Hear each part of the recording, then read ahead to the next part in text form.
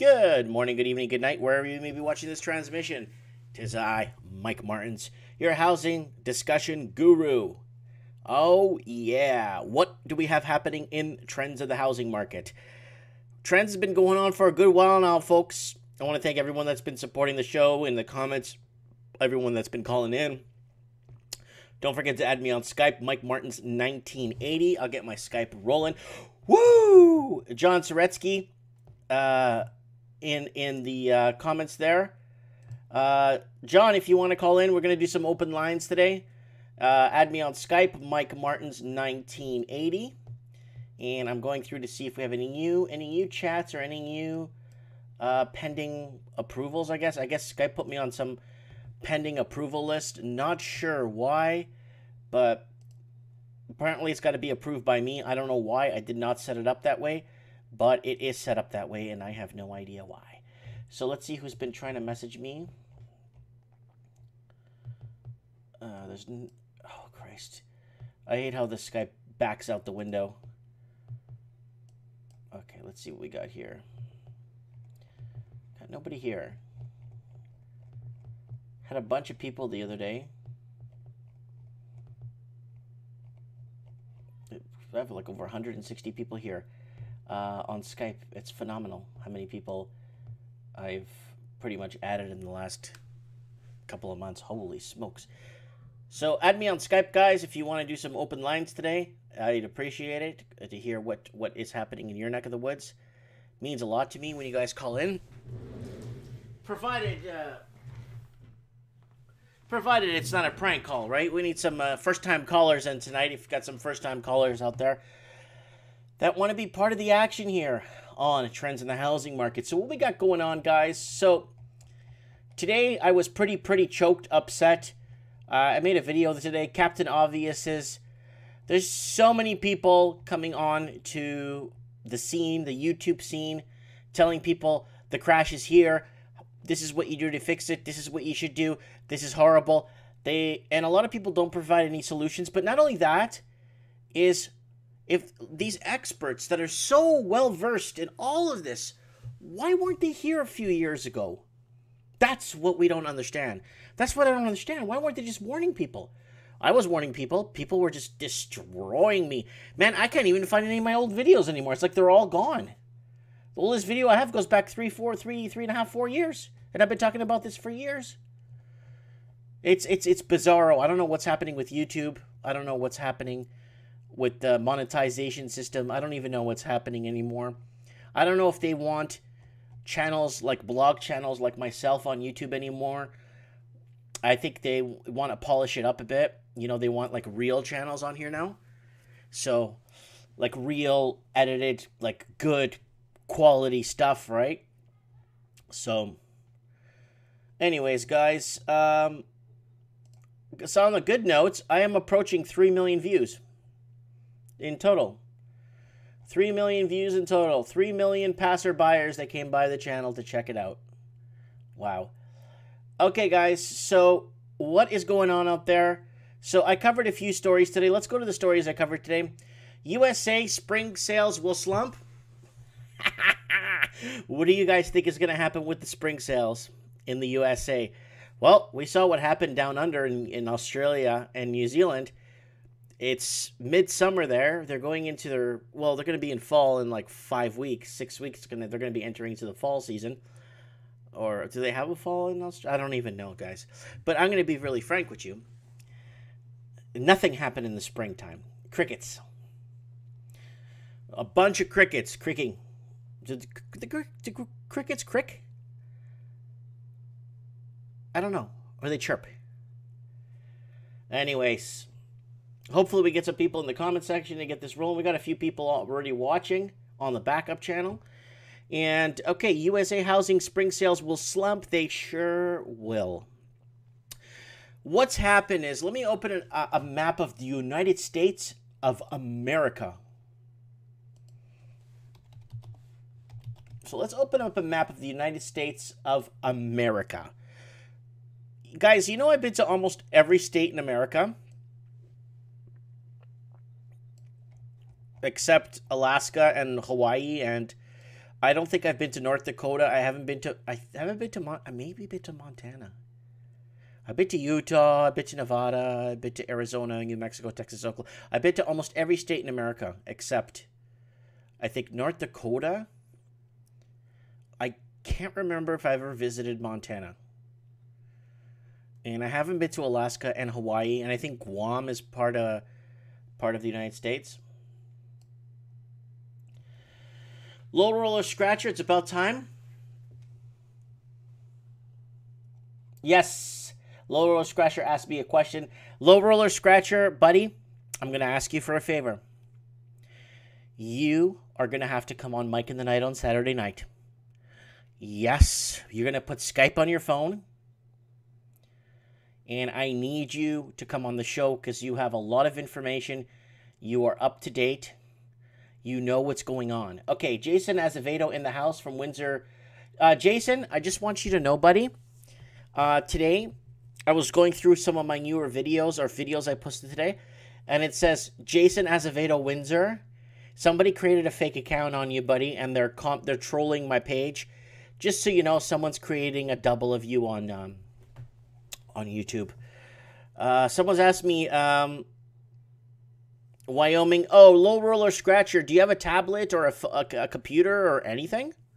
Skype is on PC, laptop, tablet. Skype could go on any electronic system on the planet. Okay, someone's asking me, Speedy Biker 91 is asking if I've been to Wyoming. Where the hell's Wyoming? Oh, there it is.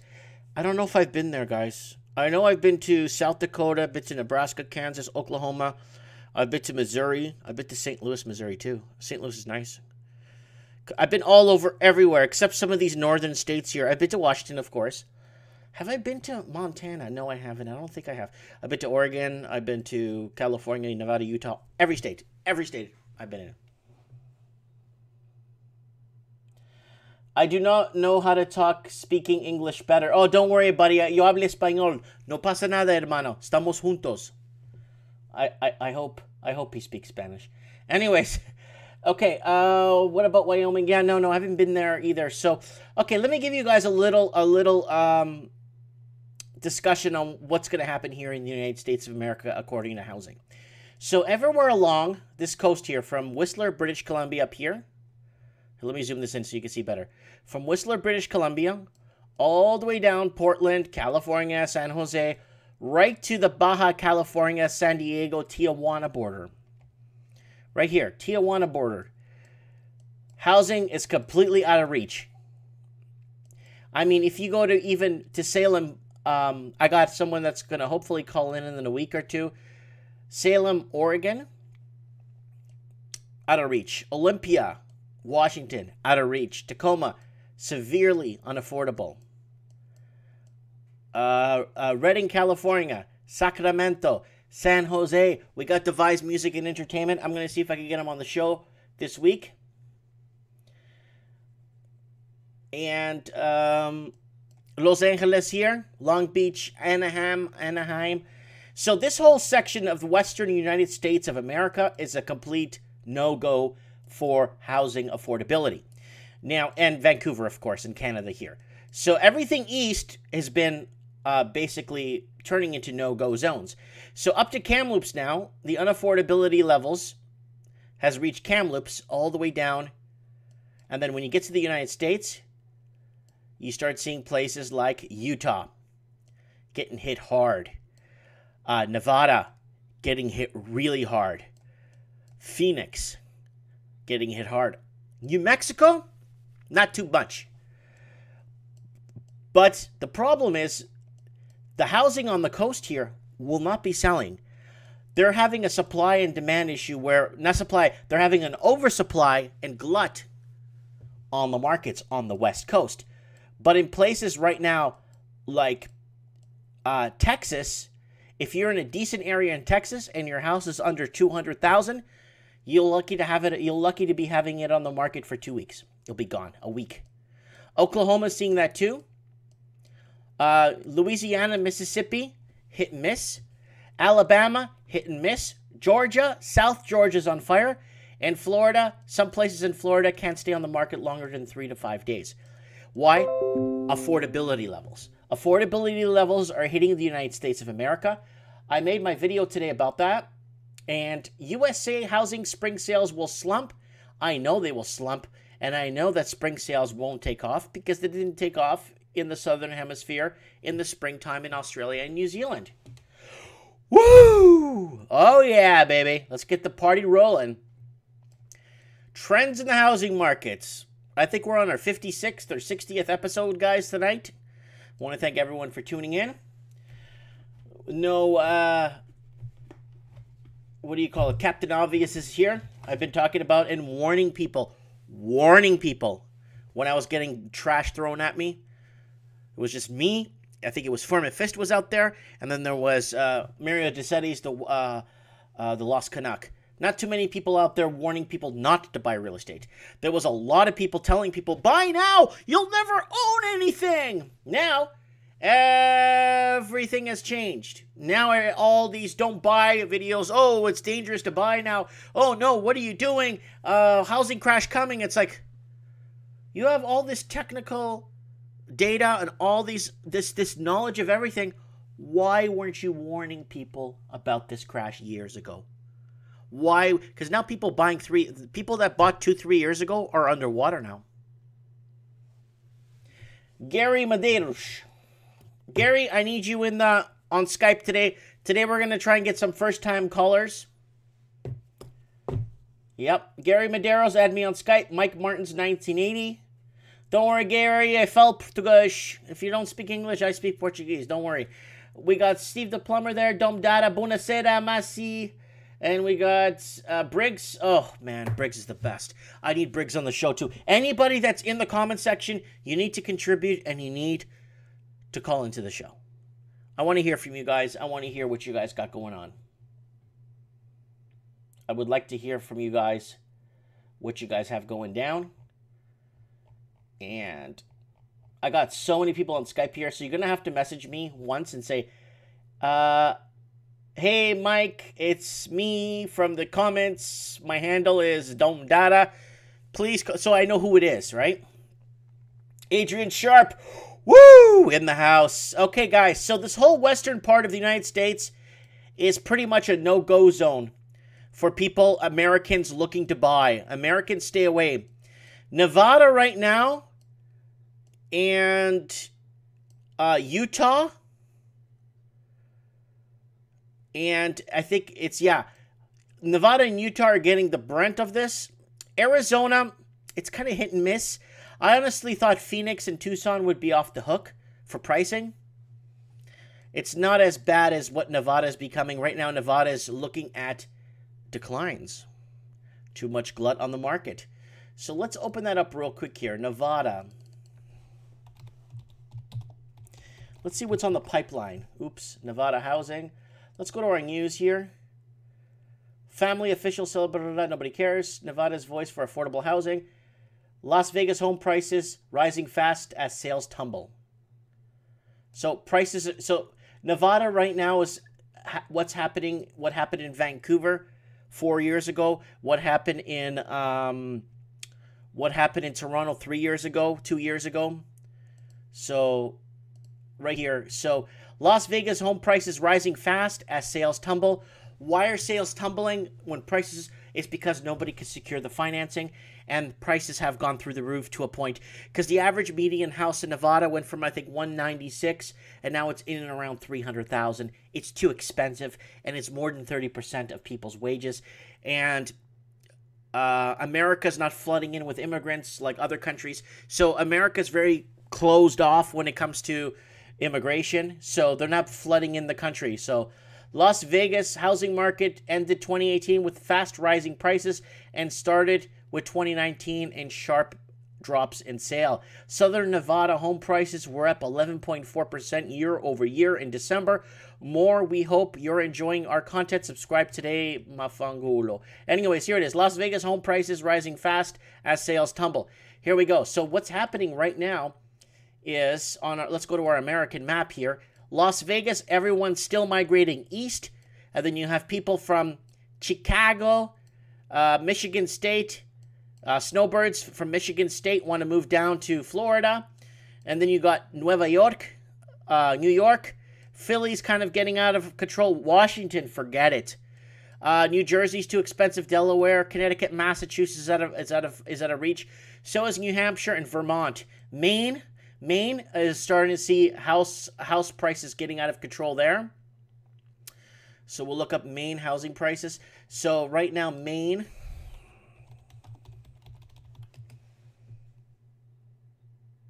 So let's go to news. Okay, let's go with the capital because they're talking about Maine water. Maine. Is it Augusta, right? It's Augusta, right? Or is it Portland? I was looking it up the other day, and it was pretty, here we go. Community Compass, Augusta Housing Authority, and affordable housing, more affordable housing.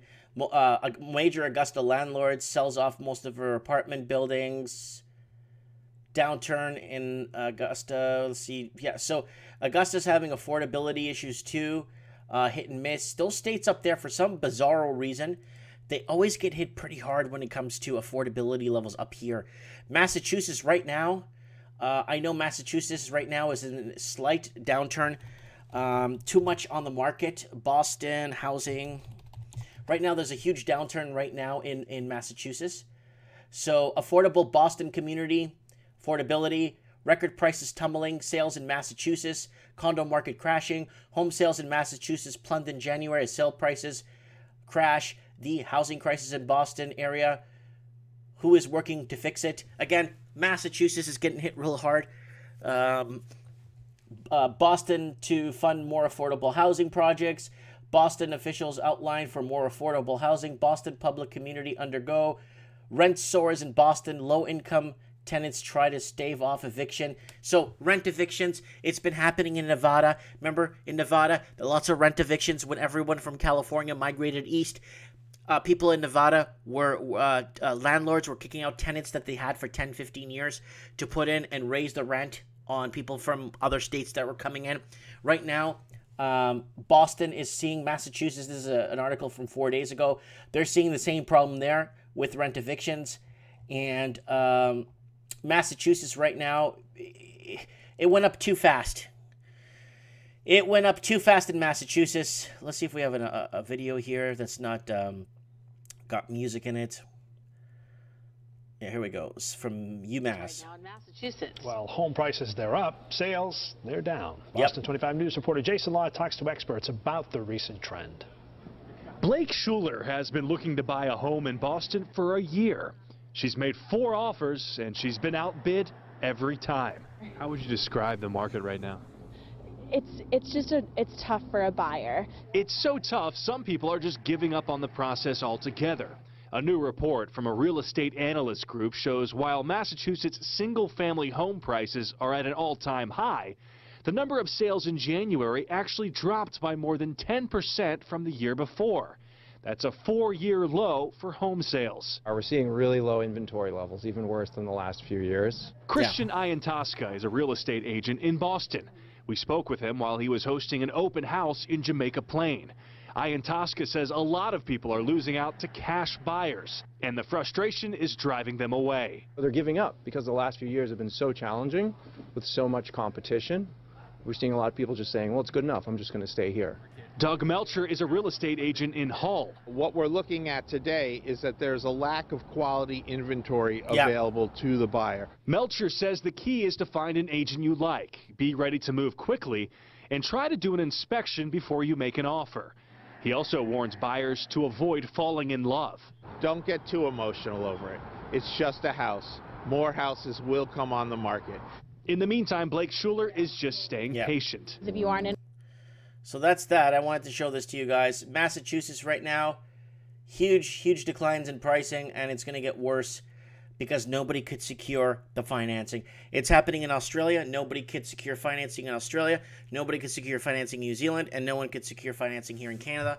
And in the United States, we're starting to see the over glut. So now what's happening is you're having this funnel, a funnel movement where everything's moving from like this, and like this. So everything's moving into the middle of the United. Let me see if I could do something with my mouse too, so I could draw on it. It's okay.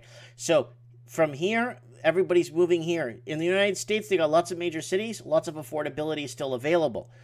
Unfortunately, in Canada, you got Toronto and Vancouver, and I think maybe Calgary and Saskatoon, and I think Thunder Bay, and, you know, things like that. But I don't know where that's headed right now with those cities, but that's what's happening in the United States, guys. For people in the United States need to refrain. U.S. housing spring sales will slump this year, and it's already pointing towards that. Okay, what else we got going on? What happened to the house? What happened to your house? It's upside down. Do you lower your rent or you rent stay in the same? I'm not sure. Is upside down? I'm not sure. Real Kevin Thompson in the house.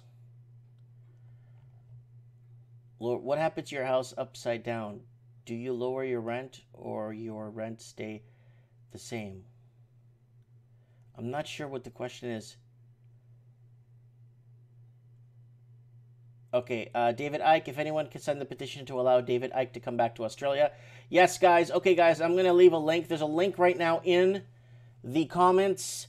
Alan Bond, if you want to come on the show on Mike in the Night on Saturday night where we discuss all topics. We already covered David Icke, but I'd like to maybe have you on the show on Skype to give us a plug on what's happening with this situation and if there's anything we could do on our channel to help you guys out.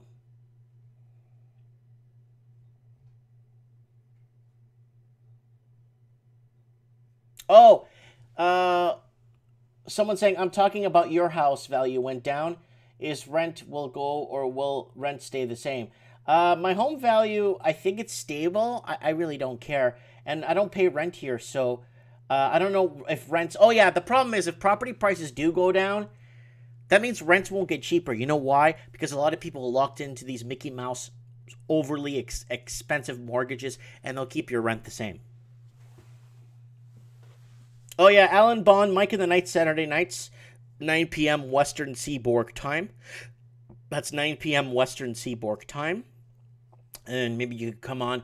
I've already discussed, and it would be good to get some this petition going around to get our viewers to join in to getting David Icke. We shouldn't even be doing this. People should get on a plane, go do their show wherever they want to do, and not have a problem in English-speaking countries. Anyways, let's move on.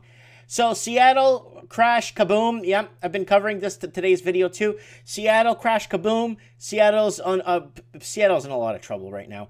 And then Australian housing crash, multi-decade low, underwater. I covered that today too. And real estate warning experts could go to hell. If you're warning people, oh, why did you buy in real estate? You shouldn't have bought. If you're out there warning people now, where were you 3 years ago?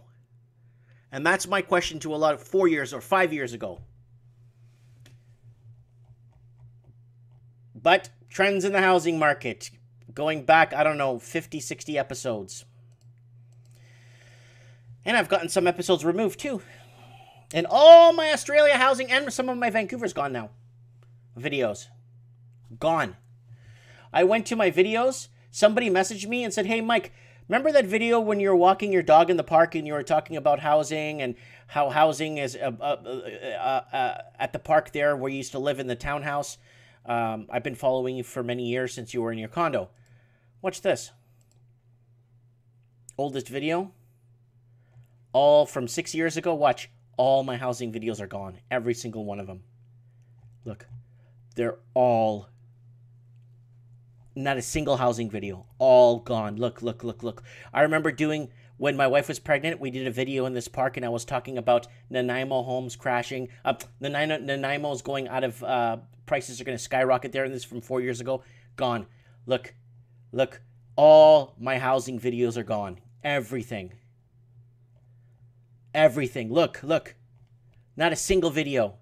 You know how many videos I've done in this old store where I used to have in Vancouver? How many housing videos I did? Gone. Everything. Look, there's the park I used to walk through all the time. Gone. That's why I was missing 400 and something 77 videos. Gone.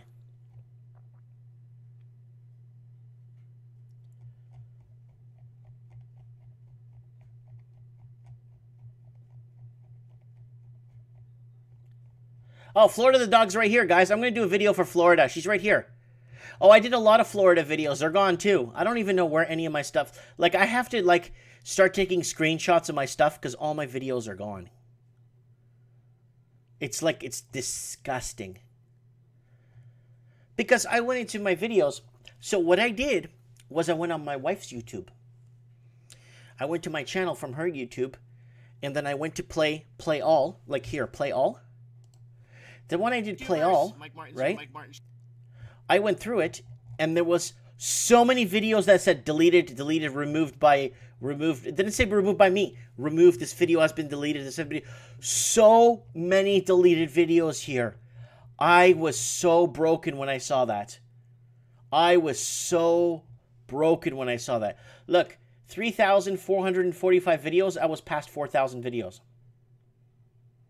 So I don't know what the gig is or why they want to remove my housing videos or why they need to remove my housing videos. I don't know. Yeah, I'm going to do a video for my dog, Florida. It was her birthday a few days ago. She's 8 years old. She's my best friend. I'll do an updated video on her and my cat, Miami. Yeah. Thanks for remembering that in the comments. Dang, 008. Thanks for remembering that. That means a lot to me that you remember some of the stuff I posted.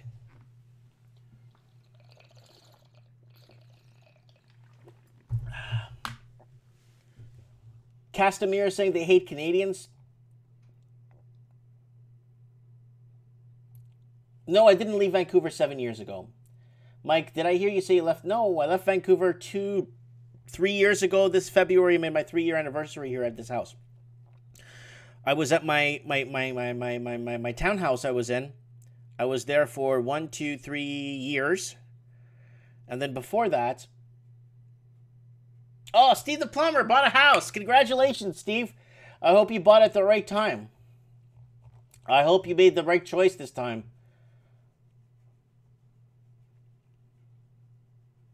No, I did not leave Vancouver 7 years ago, Daniel. No. 3 years, my 3-year anniversary this February that passed. Oh, Steve the Plumber spent $800K. Maybe he should call in and tell us about the house he bought. All right, let's keep going here.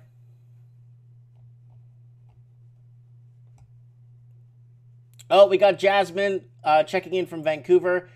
Jasmine, if you want to call me, it's open lines tonight on Skype. Mike Martin's 1980. Jazzy, if you want to call in, tell us what the housing situation is there. Is everybody leaving the city of Vancouver? Would like to know if you want to call in.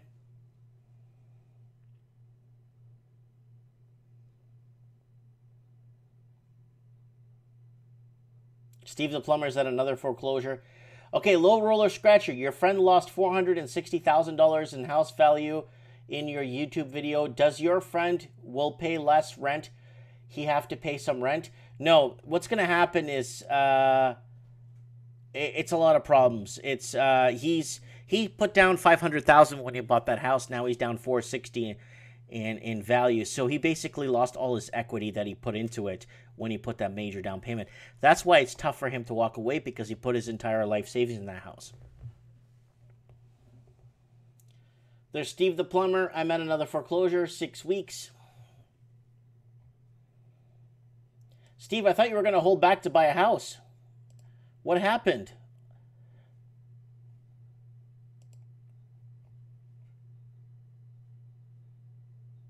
Oates is in the comment section. Oates said he'd come on the show too. Give us his story.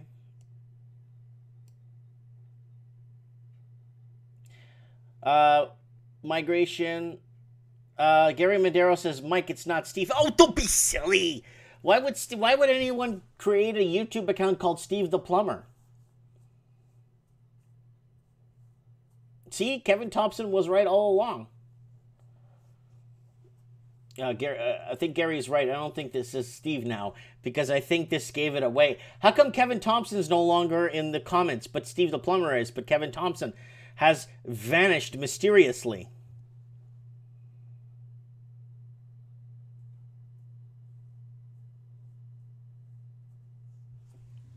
Yeah.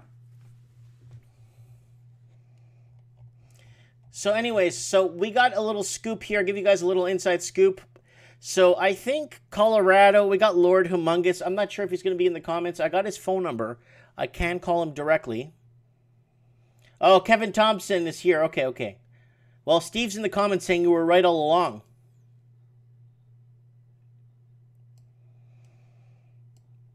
Okay, here we go. So everyone's migrating this way, like this big V across America.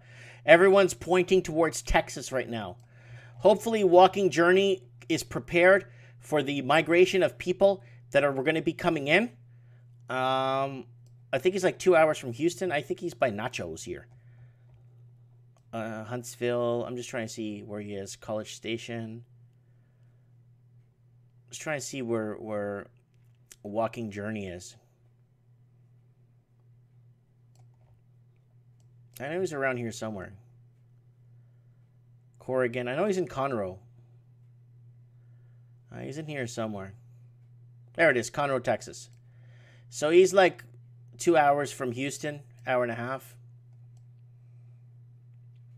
Not too bad. Not too bad of a place to be.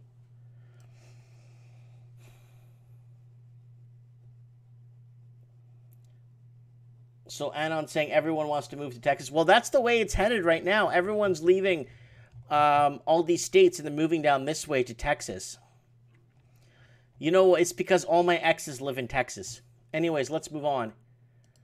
All right, so you guys got a little recap on what's happening in the United States of America and see how Massachusetts is becoming severely unaffordable. Is that Bon Jovi?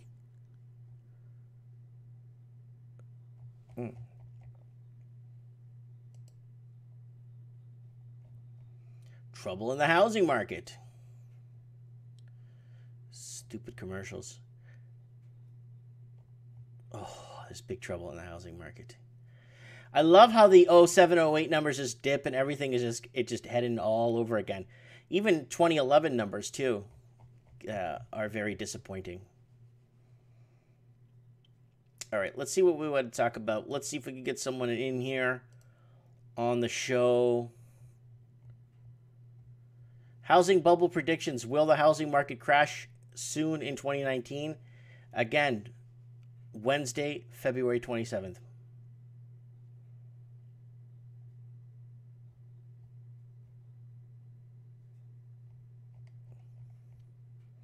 Recession is likely to happen despite dropping sales and prices. Oh, that's for sure.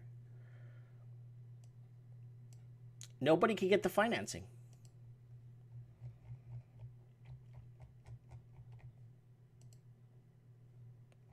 Yeah, this is a concerning one. China's huge number of vacant apartments are causing a problem.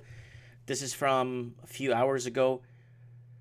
It's a huge problem right now in China with the amount of vacant homes. And it's a problem in Vancouver, London, Sydney, Melbourne, Auckland, California,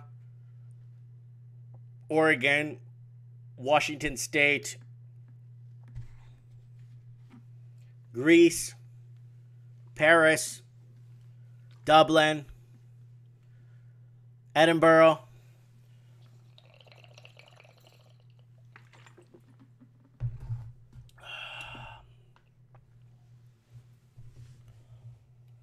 So, Steve the Plumber, what's going on? Steve, did you buy a place in Kitchener or what?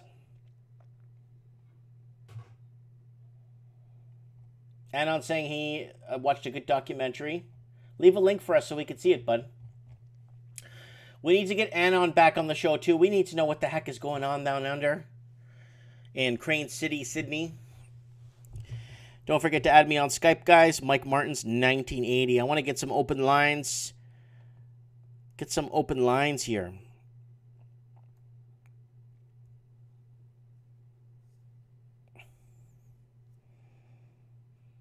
See if we get Jazzy on the phone.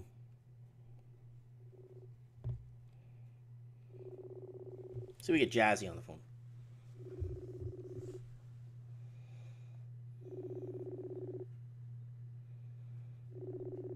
It's ringing.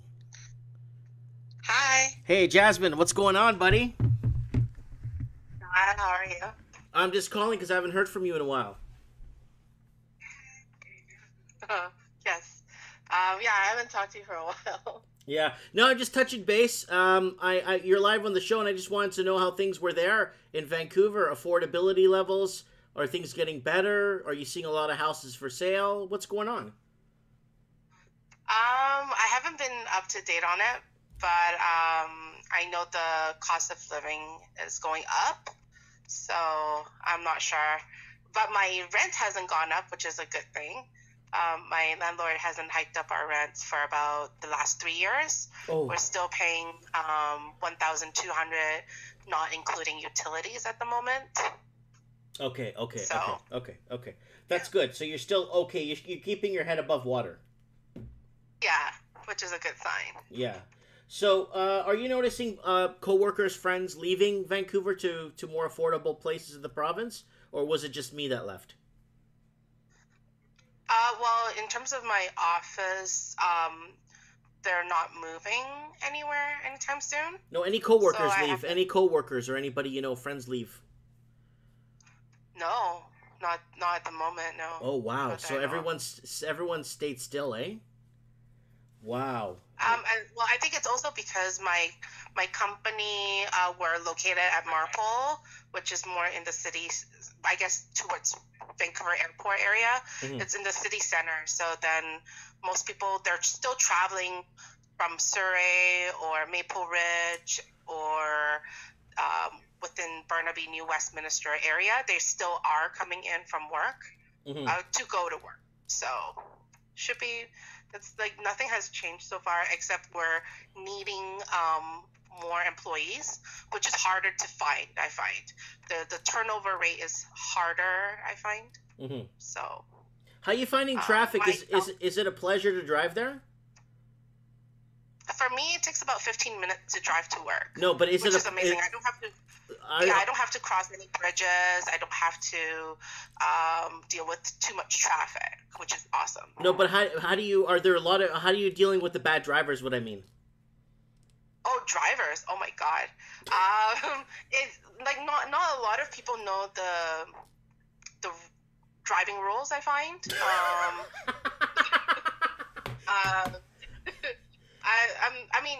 I drive bad sometimes, but I'm not gonna say like, I do follow the rules here and there. But there was one day I witnessed a car just went through a red light. Like it was insane. I saw that too. I witnessed it. I stopped, and then the other car stopped, but the third car on the right went past it, and I was just baffled. Yeah. I can't even believe it. I've been watching some Vancouver dash cams of people dash cams. Oh, me too. Oh, Me the too. drivers! Oh my God, I'm so happy I don't live there anymore. It's so bad. It's so bad.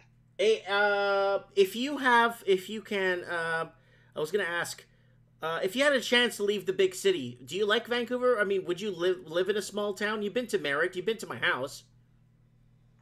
Yes. Well, I don't know. I don't know yet because I've been, in Vancouver all my life. No, my question is, are you getting fed up? Kind of. I mean, I would like to go somewhere that's more affordable. Absolutely. Yeah. Absolutely. Yeah. I mean, I was watching your other day. You were showing somebody moved down to Texas, I think. Right. Yes. Or someone moved down there, and the housing is like $300,000. That's amazing. Yeah, but that's just that's like a higher end house. If you could get something for like $95,000, a nice house. Exactly. Yeah. Did you what? Oh, did you bought the office yet? Oh, the building? No. They want 100. They want 40,000 over asking. So I didn't buy it. Yeah. Tell Hiroshi I was gunning for you. Hey, I need Hiroshi to come on Saturday night on Mike in the Night if he can. I need him to come on the show because I need to find out what's going on with the Canadian elections and who to vote for and what to do. Because I need him on the show to give me an update. So let him know when you get off the phone with me, okay? Vote for Max Bernier. Yeah, I need you on the show Saturday. All right, Saturday. Fine. Okay, Saturday. He's going to give us an update on what's going on and who to talk to and blah, blah, blah. All right, Jazzy, thank you so much for coming on the show and giving us an update on Vancouver. Keep your eye out for sale signs everywhere and let us know how it's going. Yeah, I'll definitely take a look at it for sure. Okay, thank you so much, Jasmine. Thank you. Okay, bye. Have a good night. You too, bye. Bye. That's my friend Jasmine.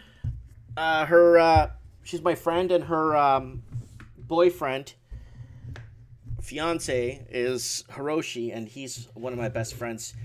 They come up to Merritt and visit me quite often. So I'm trying to ask her, do you prefer the simple life like this? But some people don't get fed up right away. It's really hard to push somebody over the edge. It's very hard to push people over the edge when it comes to, I guess people are more acceptable of things happening around them. I was fed up. I couldn't take it. I'm a 40-year-old man. At the time I was 37 when I moved here. I'm 40 now. It's like, you know what? This was the best decision I made for me and my family. Okay. Prices are good. Steve the plumber bought a house in Kitchener. I need to get the Lost Canuck on here. I need to know what the heck is happening out east. We have a bombshell of a story on the wire here from Steve the plumber. Apparently he's got something going down. So let me find the Lost Canuck and see if we can get him on. I think he's on timeout or do not disturb. Who cares? Hope he's sleeping. Come on, Canuck. I hope you're sleeping, buddy.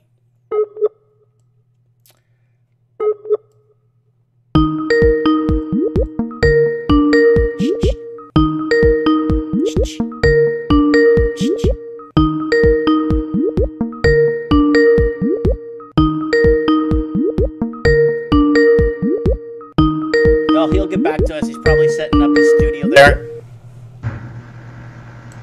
Mario! Mike, you hear me? Che cazzo, what are you doing, man? Not much, buddy. How are you? I'm okay. How are things? Things are fabulous, buddy. Good to hear. Good to hear. I just, it's good to hear from you. I wanted to know if there's any updates, and I need to have you on the show on Saturday. If you could do a plug for me.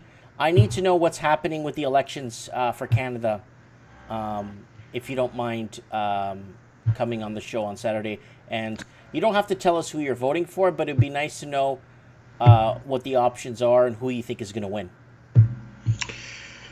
It's going to be a very interesting time, Mike, because like I said, I called it from before. If this scandal continues the way it's going and they're going to try to hide the agenda, he should be stepping down. The Liberals should be having a private, a ballot vote to see if this guy is going to be the leader for the Liberals in the future elections, which is this year. Well, we'll talk about it. We'll talk about the elections on Saturday. Yeah. Because we need to build up a couple of guests at the same time and get maybe a three-way call with you and a couple other people at the same time talking. Yeah, no problem. Need to get, so Steve the plumber bought a house in Kitchener. Yeah, he just said it was big news there, and good for him. Congratulations. Yeah, I hope he's okay with that. I hope he's okay, and hopefully prices don't continue to decline. We got Timothy Kernock in the comments saying there was a guy here in Australia 10 years ago called Jamie McIntyre. He was spot on the money. You are Canada's answer to Jamie McIntyre. Thanks for your insight, Mike Martins. No, thank you. Mario. Go ahead. Can I tell you what's breaking me right now? Go ahead. Did you hear the video I did where I mentioned you today? No, I didn't see it, Mike, to be honest I did a video where I mentioned you called Captain Obvious's. All these new, have you noticed all these new real estate channels that are out telling people all the crash and everything? And I'm like, where were these people 3-4 years ago to warn people? Why are they coming now after it's happened? You know what I'm saying? Yeah. They want to look like heroes, right? Exactly. And then what I did was I mentioned you saying it was me, Forma Fist, Lost Canuck. There wasn't a lot of people. Even in Australia and New Zealand, there wasn't a lot of people doing housing videos. Discussing the crashes coming, discussing every step of the way with the government interventions and government prop-ups. You know what I'm saying, bud? Yeah, I understand 100%. Yeah. 100%. It's unbelievable. It's unbelievable. And the media is pushing it too, right? So now you're seeing the media trying to pretend that they care. My concern more is what's going to happen now with all these builders with all these inventory homes. This is going to be very interesting in the next 3-4 months. So, you know, Mike, the only thing is people don't look at the domino effect. You do, Steve the plumber, I do. I've been in industry, like I said, for 25, 30 years almost. What's going to happen now is that in Ontario, especially in the GTA, greater GTA area, where most of these new products are built, the collective agreement for the biggest union in North America that deals with the framing sector and laborers for the low-rise residential has to come up to an end, which starts April 1st. So what's happening is back in 2016, they renewed it, but the thing is, Mattamy went out and gave piece workers, especially carpenters, $2 more a square foot, and that's a lot of money, Mike. Okay, that's like a 40% increase of pay. So people have to understand it. Mattamy has no agreement with any union. They just agreed to use union companies, Mike, but they have no signatory agreement with any union. But they hire union union everything except laborers. So that told you right there from the start that something was going to happen. So they overpaid $2 a square foot. That's phenomenal. So now they're in the rears. I got an article here I just opened, actually. You know the Toll Brothers? New home orders see the steepest drop since 2010 housing crash. Yeah. So, and even Gary Medeiros put something out there today about inventory homes and foreclosures going up. Yeah, I don't know if you saw that. It's very no, I didn't go on the website right now, and I didn't go check out the website right now. And I haven't been on the Vancouver thing. I should plug it, actually. I should actually plug it right now, to be honest with you, the Vancouver housing crash. Is it Vancouver housing crash? Yeah, Toronto housing crash. Yeah, there's one Toronto and one Vancouver housing crash on Facebook, guys. You guys could check it out. Barrie, Ontario. There it is. Mario, the Lost Canuck, two-time world champ. Sorry, Mike, I'm just setting up my office here. Yeah, don't worry about that. I like to bug people. Too bad you weren't sleeping, man. No, I'm not sleeping right now. I'm not sleeping. I waited up for your show to start, and then I was doing something else. I'm actually watching a series on Netflix. I got hooked on it, The Umbrella Academy. So I'm really liking the show. What's it about? Oh, it's about these gifted kids that were bought by a billionaire, and they just have all different powers, supernatural powers. Wow, it sounds cool. Yeah, it is. It's like a comic book story. Cool. But yeah. So let's get back to that. Like I'll explain to you. So Mattamy made the increase of $2. So let's say me and you are working for another builder, and you found out because it travels like wind. And you find out that a builder is paying $2 more a square foot. So people have to understand. Imagine making $30 an hour, and all of a sudden somebody's willing to give you $45. So you're going to jump ship. So Mattamy ends up getting most of the framers. Okay, they got 80% of the framers that are out there in the GTA. They rushed there. So what happened was the union had an easy way out, because what happens is they already designated a price. So they end up even going on strike. Even with the $2 raise on a square foot, which is a 40% increase of their pay, they still end up going on strike. I think people don't understand how big this is. So what happens is they went on strike, it got really ugly, and even the non-union companies canceled their jobs for now because they were scared they were going to get burnt down. It was like a protest going on, all Ontario. So all of a sudden they settled. I think they got $2.60 a square foot at the time. Now it's working reverse. This is where people don't understand. A lot of the framers out there, they're working right now on the houses that were sold 1.5 to 2 years ago. Some of them are getting sold today, very little. Don't ask me how these people want to buy today. I have no idea. I try to put it out, you and me, until they lower it to a decent price. 3 times the annual income. Yeah. So what happened is now they have to negotiate which here in Ontario, it's called rating period, where if you're a union member and you want to join another union because you're not representative, it comes every 3 years. You're allowed to sign a card to say, I want to belong to another union. And this is what they're going on right now, starting March 1st to the end of April. So the contracts are up in a lot of construction sectors, including water and sewer, framing, drywall, electrical. All these contracts are up. They expire. They expire every 3 years. Right. So right now we have a dilemma. We're having the total reverse from 2015-16 when the boom was going crazy, and now it's going the other way. And what do you think is going to happen? They're not going to lower it, but a lot of these builders are going to show the union or the companies that, listen, guys, we're not selling. If you guys want to build, this is what we can afford right now. So this is bigger than people think it is.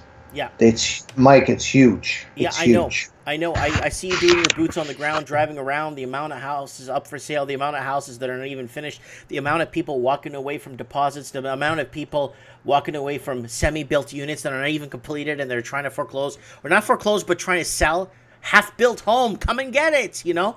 And Yep. yeah, that's happening a lot now. So let's go to the comments section.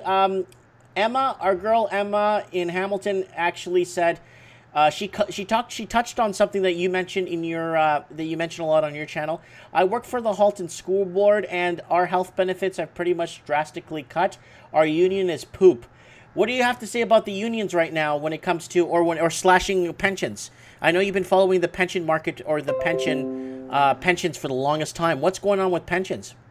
Okay, so what's happening now is a lot of these unions are going to have a meeting.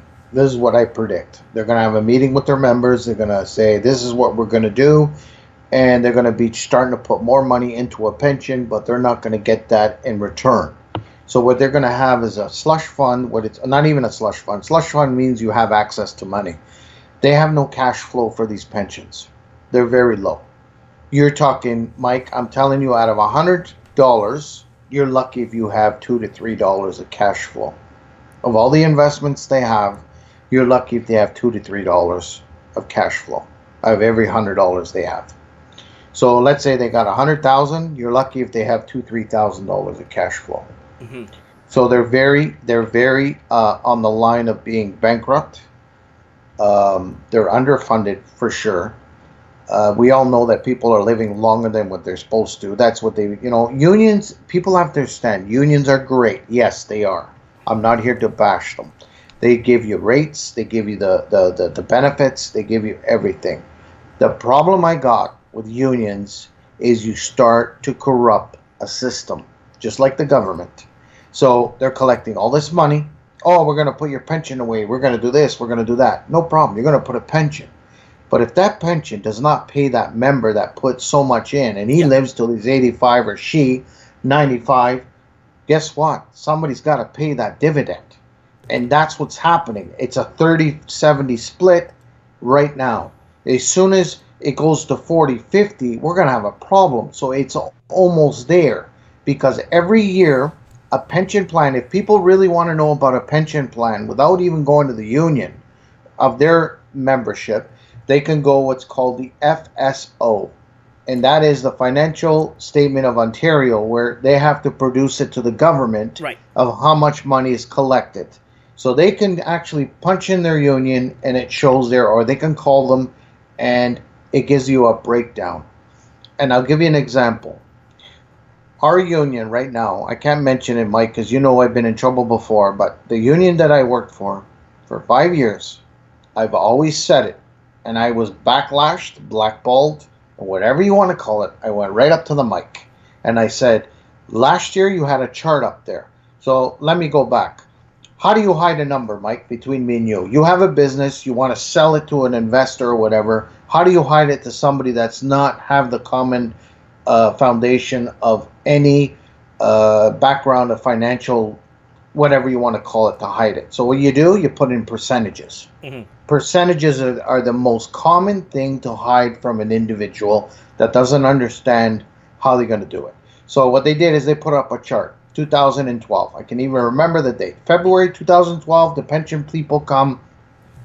They put up a chart, and all they said was they showed you where they divided. So investments, they put, and they even had one what was called a home equity investment. Meaning, exactly. You okay? We talked about this last year. Yeah, so they put 30% of our pension money into there. Then they put another 10% into something else, and then all of a sudden you see the cash flow. It's got a very fine line, and it's at 3.25. So remember that number, 3.25. A year later, a year and a half later, they brought up the other, and they bring it up, and they brought a chart. Now, they used a different chart this time. They didn't use the circle pie. Because you got to remember, if they use the circle pie, they're going to alarm people, especially people that pay attention like myself. And there's other people out there too, even smarter than me. But they didn't put the chart up there. They put it a square with a chart going up and down. All of a sudden, you see cash flow at 1%. So I went up to the mic and I said, so this is as close as you guys can get that it's been updated, whatever. They said yes. So I asked the one guy that thought he was smarter than everybody else. And I said, okay, so the cash flow is at 1%. Can you give me the value of that percent? Close estimate. I don't expect exact, close. You know what his answer was? What? He goes, I can't even give you one close. So I said to him right in front of all the members, I said, there was about 1,000 people. I said, so in other words, you're very unprepared as a professional trying to tell us something. Yeah. You're unprepared. Why did you come to this meeting? I came all the way down, and all my members came wherever they had to come to this meeting. I said, did you know in 2012 you had 3.25, and now you got 1%? So if that was a 3.5 million, now we're worth $1 million. So where did the 2.25 go? Yeah. Did it go to the unfunded? Did it go? Mike, the next morning at 6:30, I got an email from my executive board to have a meeting. They drilled me in the meeting. They drilled me left, right, center. And that's when I started looking into pensions. I didn't care about the job anymore because I know there's more to this than what we see. So now you have people getting CPP. You as a business owner, I guarantee you're paying more into CPP than you ever did. Mm-hmm. Okay? And that's covering not even for you. That's probably covering your kids and their grandkids if it's still there. Yeah. Because there's not enough money going out. And that's the government. Never mind. That's a government. So imagine a union that starts and has undocumented workers. All those poor Portuguese people that came here, at least 80 to 85% belong to that union. Okay? They're working there, Mike. And if they get deported, let's say 5-6 years down the road they get deported, where's their pension money going? Well, it's obviously going to be it's going to be held in trust for a while, and then they're going to just take it and just dissolve it into they'll melt it into the other brackets, or they'll melt it into something. That's right. And that's why, I've always said to myself, I said, once something is corrupted, it's not blessed by the man of God. Yeah. So you're not gonna have a true value of a pension when you have so much corruption, mm-hmm. so much trying to hide it, and this is what is going to break unions. In the next year or two, you're going to see unions be fighting, members be fighting. You got the GM, exactly. I'm going to tell you, the GM, I called it in 2018 at the beginning of the year that the car, I don't know if you remember that video, but I called it. I said the car plants are going to start shutting down. Because there's not enough money. And the first one was Sears. Yeah, Sears did it. Well, consumer confidence is going down the drain. We know that. Consumer confidence is going right down the drain because people aren't securing credit cards anymore to buy that blender. That's right. That's right. So there's no value. Just like when you had a great video on the cars of delinquent payments on these vehicles, you go buy a car and you pay $25,000. That GM or Honda or Toyota, they're not getting that money to that car until 5-6 years when it's paid off. Yep. Because especially if they give you the loan. Well, I've been educating people to buy a car for $3,000-$4,000 because 3 years down the road you could sell that car back for $3,000-$4,000. That's what I do, buddy. I fix my own cars. I got my buddy down the street. He builds race cars. He's actually your paisano, He's Portuguese. He's into Ford Mustangs. He does all his repairs in his garage. I go to his house. I give him a gift card, $100, $150. But I do the work with him. I do the brakes. I got a '99 Toyota Camry. It runs like a clock. Oh, somebody's trying to call you. Hold on, we got Anthony here. We're going to throw him on audio with you here, Lost Canuck. Mike and Canuck, how are you? Hello? Hi, we got Mike and Mario I'm talking to. Hold on, I want to get Mario here. How do you merge these calls? Oh, you don't know how? No, it's not giving me the option. It usually does. I have him on hold. Hold All on. right. Well, wait a sec. I had a question for Mario. I'll give him. Yeah, I know you do. That's why I try to merge your calls. Hold on a sec. Yeah. Hold on. Let me add you. Okay, let me add you. I'll call you back. Okay. Mario, you there, buddy? Mario. Mario. I'm not hearing Mario. Okay, let's get the Lost Canuck back on. And then what we'll do is we'll get Anthony on the show. We'll get a three-way call going because he's got questions for him. All right, let's do this. Lost Canuck, where are you? Where art thou? He never shows up on my phone as a major user, even though I talk to him more than everybody else on this damn show. All right, let's see. Let's get him on the phone here.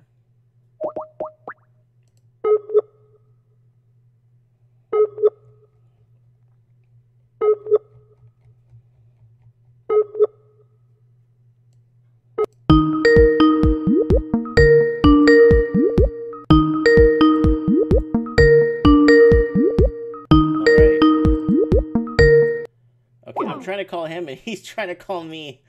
Okay, let's try this again. Where is he? Mario. He keeps disappearing on me. All right. Let's try and call him again. We'll get the Lost Canuck and we'll get Anthony here up in a second. From downtown Detroit. I think he's trying to ring me at the same time.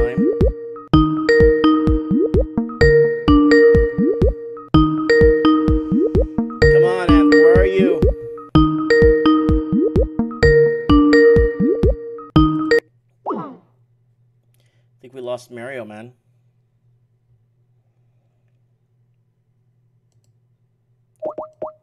I think he's trying to ring me back at the same time. That's the problem. Let's see if I can get. I want to get Anthony on the show with him too. Mike, are you there, buddy? Mike, you hear me? Yeah, I can hear you perfect. I'm gonna put you on three-way with Anthony here. No problem, buddy. Let's see if I could merge the call with him. What? Oh, it's putting you on hold. Why? Why is it putting him on hold? Hello, Mike. Okay, I'm gonna try and get him on here. Hold on a sec. Yeah, I'm here. Can you hear me? Yeah, I could hear you, but it's not letting me merge the calls. I don't know why. I did it before many times. Oh, I see why. Add to call. Okay, here we go. Let me hang up on him. I know how to do it now. You got to go through the back end of it, and it's a pain in the butt. Okay, add to call Lost Canuck. And add. Skype could be a pain in the butt sometimes. Okay, am I in? Or... Okay, we're dialing him right now. Yeah, they changed the whole back end interface of this whole thing, eh? You got me now? Yeah, we got you. We have you both. Okay, go ahead, guys. Ask your question, Anthony. Oh, great. So I was tuning into the Lost Canucks channel. I mean, it was great. We were watching all the lock boxes, all of the things looking standstill in Toronto. And I was wondering, we're seeing in the chat here, we've got people buying homes in other parts of Ontario, into Kitchener. What does the Lost Canuck feel about buying in Kitchener? Good night. I should say good evening, Anthony. God bless you. Thanks. I think what's happening is a lot of people, unless you have the money and you're willing to travel, and Steve is in a different position. God bless him. He does well. He has an established business, and he has a lot of family up there. His wife does. So for him, it's a benefit. I always said to him, I would move there if I was him. I told him that for me. If you can find a great deal, that's fine. Because you sold your house in Toronto. Let's say you sold for $1 million. You go buy there and you spend 500,000-600,000. You have no mortgage, so you're okay. But what I'm saying to people that are trying to mortgage themselves out just to be in the market is crazy. Doesn't matter where you're living, because you have to understand where you're working, where you're planning to work. Are you planning to move to? See, people don't understand, Anthony. If they move up here in Barrie, the rates are different. Okay? I'll give you an example. If you're working in Toronto, you can find a job in an hour or two if you're in construction. You come up to Barrie, first of all, you're going to lose about $15 an hour. Okay? And there's not a lot of work. It's very limited. It's either you're a carpenter, labor. That's it. There's not jobs coming out of the woodwork. And when I moved here in 2008, I knew that already. I already did my research. I figured out this is what I'm going to do. I'll travel a little bit so my wife and I can have a bigger lot, bigger house, bigger whatever. But it didn't turn out the good way for me. But that was me. But when I look around to see what everybody else is walking into, you're buying a townhouse and you're paying over $400,000 to live in Barrie. You guys better start waking up, man, because I don't know. Unless you're making $80 an hour and you can afford that mortgage, unless you're putting down 60% and you can carry it even working as minimum wage, yeah. Because Mike and I have always said it. If you take a quarter of your paycheck every week or every 2 weeks, at the end of the month, if you can pay that mortgage, most 90% of it, then you did okay. If you're taking 75 to 80% of paying that mortgage, yeah, you're living on peanut butter and jam, man. You're shopping at the end of the day. And stores for clothing and yeah, like it's not the way to live. And I've always even advertised it. I said it's better to rent. Don't be ashamed. Even if it went up a ridiculous amount, at the end of the year, you get to write it off as your tax, because the government's going to they judge you as, okay, can't afford a house, so you get a different tax bracket. So you get some of it back. But when you own a home, you got to pay property tax, you got to pay all this crap, and then at the end of the year, you're lucky if you get any money back. Because the government actually labels you as somebody's success, like somebody that has a house, somebody that pays all this money. And that's what I can't understand, Anthony. See, in the States, it's different. I understand you guys had the meltdown. I wish we would have had it. We should have had it here. Mike and I's always said it. It should have been down 3-4 times already. But it's funny how we saved one B lender up here that saved the market. And it's the most unrated story that's ever not even published, that Home Capital still exists today and should even be there. Because what they did is all they did was push everything aside and hide the banks that are behind Home Capital. That's the problem I have. do you think the Home Capital was temporary though? No. It's because you have CIBC in this corner, and the Bank of Montreal in this corner. They gave the clues out who did that. Because if you read what Warren Buffett did, Trudeau and Marleau had to go to Seattle. I don't know if you ever heard of that story. Went to Seattle to have a meeting in the States and went to Warren Buffett through the ex Bank of Montreal executive guy to get Warren Buffett to come in and invest. It wasn't Warren Buffett's money, buddy, at the end of the day. It's just using his name and the government giving him money to put it and implement it. Because I'm telling you right now, why wouldn't he call these people up in Canada? First of all, that's my first question. Second of all, invite him for dinner and say, okay, you're going to buy the stocks. Nothing against the law. He's asking a guy to invest into a Canadian company, which people won't be, offended. But what they did is they went to the States to do it. Because if he would have done it here with Warren Buffett putting money in, he knows that he's using taxpayers' money to go in and using a front man, and that's treason under any law. So what he's doing is he's hit it by saying that he's going to use Warren Buffett, Berkshire's development. Now, let's go back, Anthony. I even called this. I don't know if Mike remembers or any of my subscribers remembered it. I thought Berkshire's development, I put out a video before I got shut down all my channels, that they were going to buy Hydro One, which is in Ontario. Yeah, you did. Yeah, I remember that. That was like a year and a half ago. Yeah, even 2 years ago, right? Whatever. And then a year later, they end up buying Home Capital.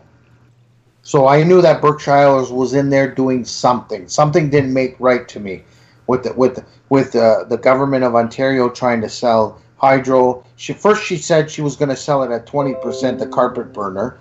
And then what does she do? She sells it. She tried to sell it for 60%. You know, this is what troubles me, you know, and I understand, Anthony. I respect every American that's there. If you're with Trump or not Trump, I understand. But you have to understand, at least he's doing what he said he's doing. Because here, this guy here, man. No, I don't even want to talk about that Ford. I'd rather talk about Trudeau, what he's done to this nation. He's destroyed it. He's destroyed the definition of a Canadian citizen. He's destroyed our vets, you know. And by the way, Mike and Anthony, I just want to tell everybody that's out there, I'm starting a channel besides my Lost Canuck. It's going to be called the TLC for Vets. What I'm trying to do is I'm going to make up my T-shirts and my caps. I'm getting it designed right now. I'm going to try to sell it and support for dogs, for the vets that suffer from, I think it's called PST, post syndrome, whatever it is, from the war, from Iraq, Afghanistan. There's so many in Barrie. And I'm going to try to do that, by the way. That's what I want to do. But at the same time, this is a government that has never helped the vets, never helped the military people that have issues. I love the military people. I really do. Well, the United States, you know, also guilty of that. If you want to, it's not just a Trudeau phenomenon. We've had president after president abuse the vets and neglect them, and just not fulfill what was sold to them. And you know, you should look into Tulsi Gabbard too. I mean, I feel that in vets, whether it's Vietnam or everywhere, they're easily questioning why are we going these missions? Why are we sending our men overseas for these wars that create refugee crises that make families like John McCain $300 million and the Bush family $300 million? So I think we should stop the root cause of these problems before we focus on the vets, the refugees. We could fight about refugees and vets all day, but what's the root cause here? What's the mission? What was the plan that the Bushes had in Iraq? That I don't know. Yeah. I heard, Anthony, I heard through the grapevine, in Iraq they found something what was called a Stargate. I don't know if you ever heard that. And what happened was they found a very secret passage. Let's put it that way. And it's very high tech shit. Excuse my language. High tech. And the actual people that founded the U.S. military, the two of them are missing. So I don't know what's going on.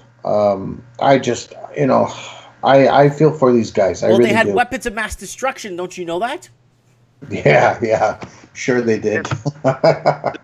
Their crime was having too much oil. Yeah. And the horrendous... Go ahead. No. Well, I don't think they would have invaded Iraq if their major export was broccoli. No. It's that. And it's the same thing as, you remember when Russia went into Afghanistan and the Bush supported Afghanistan and the Taliban, giving them the weapons to fight the Russians? Do you remember that? Do you guys remember that in the 90s? You're talking about the Afghan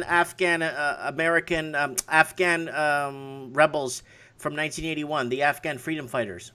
Yes, okay. We support the Americans gave them I shouldn't say Americans. That's a very bad way of saying it. The Bush and the Clintons gave the guns to them and the weapons to fight the Russians from coming over. Right. And the only reason why that happened is because they didn't want the Russians to come in and take the opium. Not the oil. Forget about oil. No, Afghanistan is not rich in oil. No, it's all the drugs, man. Okay, guys, let's stay on topic. Let's stay on topic with housing, guys. We'll do Mike in the Night, and we could do this, I promise. Yeah, okay. No problem, buddy. We just get carried away. Yeah, so I guess your buddy's not buying a house in Kitchener. He'll clear that up, I guess, so we'll let him call. But that was just my curiosity of the contagion into other parts of Canada, and we're watching the U.S. kind of have a slowdown. So, yeah, we'll talk Saturday night then. Anthony, can you come on the show on Saturday night, if you don't mind, talking about the who's going to be running against Trump. I already brought it up last show. Maybe you could come on this show. I tried calling you last week. You didn't answer. Let's do who's running for the Democrats and who, you know, I understand for you it's the same thing. There's no difference. It's all a bunch of crap. But it's good to start getting some insight on what's happening and what direction the country is going to be headed in. Right. We'll see who the Illuminati installs and fools half the country with. Yeah. So I need you to next week to come up with something, and we'll talk about it. Yeah, we'll continue this debate. Why not? We'll talk about promises kept, promises broken. It'll be great. Yeah, that'd be fabulous, man. All right, all. God bless. Have a good one. Yeah. You too, brother. You too. Bye. So that was Anthony in downtown Detroit.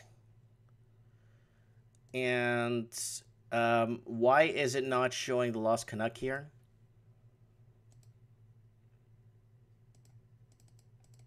Last Canuck, are you there? Okay, so we lost the Lost Canuck. Boo!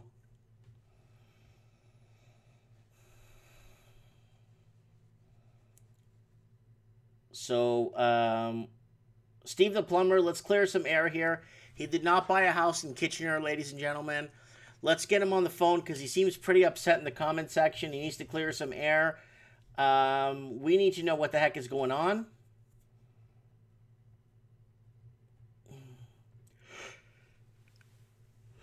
I'm so tired. Okay, let's see what we got here.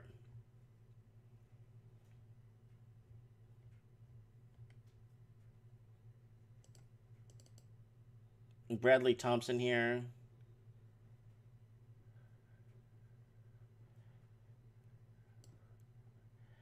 Talking about collaboration. Jason Azevedo also has a fake account out there. Who's out there?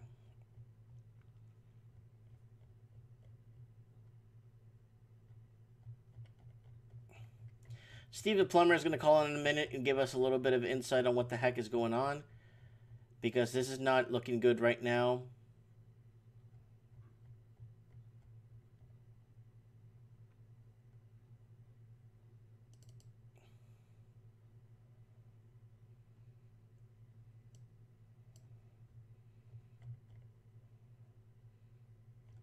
Oh, it's cringe diversity. Hope I can get cringe diversity on the show for Saturday night. We need to know what's happening politically with Canada. Oh, there's a mysterious blue space entity channel in the house. Yeah, this Saturday, guys, don't forget to join me on Mike of the Night. We'll be talking about... Steve, how's it going? It's going. How are you, Mike? I'm doing good. Well, today I've been getting a lot of comments from you on a lot of my videos, and I'm like, I don't think this is Steve. Yeah, no kidding. Yeah, like, yeah. A lot of negative comments, and I'm like, why is Steve so mad at me for? But yeah, it wasn't you, so. No, I'm a moderator or whatever you want to call it. You gave me a wrench, so at the end of the day, that's basically, you know, when you see the wrench, that means I'm the real McCoy. But my suspicions are probably correct that I think Mr. Thompson has created a couple of fake accounts. He's the only guy that I've ever spoken about shark bite fittings on your show, and it only ever happened once. And then all of a sudden, Shark Bite Steve shows up. There's too much of a coincidence. So I'm actually fit to be tied, Mike, to be honest with you. So, yeah, because today I was getting I was going in my videos today, and then it was a comment from Steve the plumber. It said, "Oh, Mike, you're just crying because you missed the boats. Where the hell is Merritt? Nobody lives there," and blah blah blah. Well, Mike, you and I have a pretty good relationship and a mutual understanding of certain things, and you know my character. Oh, I know. I know that. Even if I thought that way, I would never, in a million years, you know, try to try to take one's dignity away from themselves. No, it was. I knew it wasn't you, so I pinned it to the top. I'll show it to you. It's in my videos here. I actually pinned it to the top, and then someone commented, "Oh, another fake account." Yeah. Anyways, yeah. Here it is. Steve the plumber. You missed the train ride.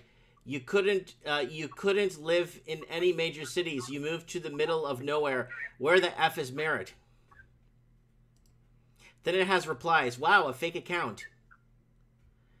Yeah. So, I was nowhere to be found on YouTube today. I was so busy battling the roads and whatnot. I didn't have time for anything. But clearly, Mr. Thompson might have had an astronomical amount of time. Actually, he does. He's unemployed. So. Is he? I thought he worked with garbage cans. No, that was only for I think that particular show. And then apparently he had this business, with disposal bins and whatnot, and all this other stuff. It's all a bunch of bull, Mike. Steve, can I ask you a question, buddy? And it's something that's been concerning me actually quite a bit since we're on YouTube topic here. Yeah. Steve, my videos, all my housing videos are like older ones. I'm talking stuff from like not even long ago. It's all gone from my channel.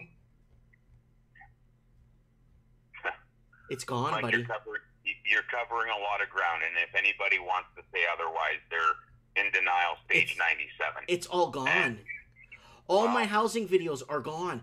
The videos I made, videos, you've been watching me for years now, right? The videos I made 4 years ago when I used to live in my townhouse in Vancouver, all the housing videos I made there are gone. All the housing videos I made at my old store, or my old store in Vancouver, I used to make videos there. Yeah. Every housing video is gone. Every one of them. Well, at this point, Mike,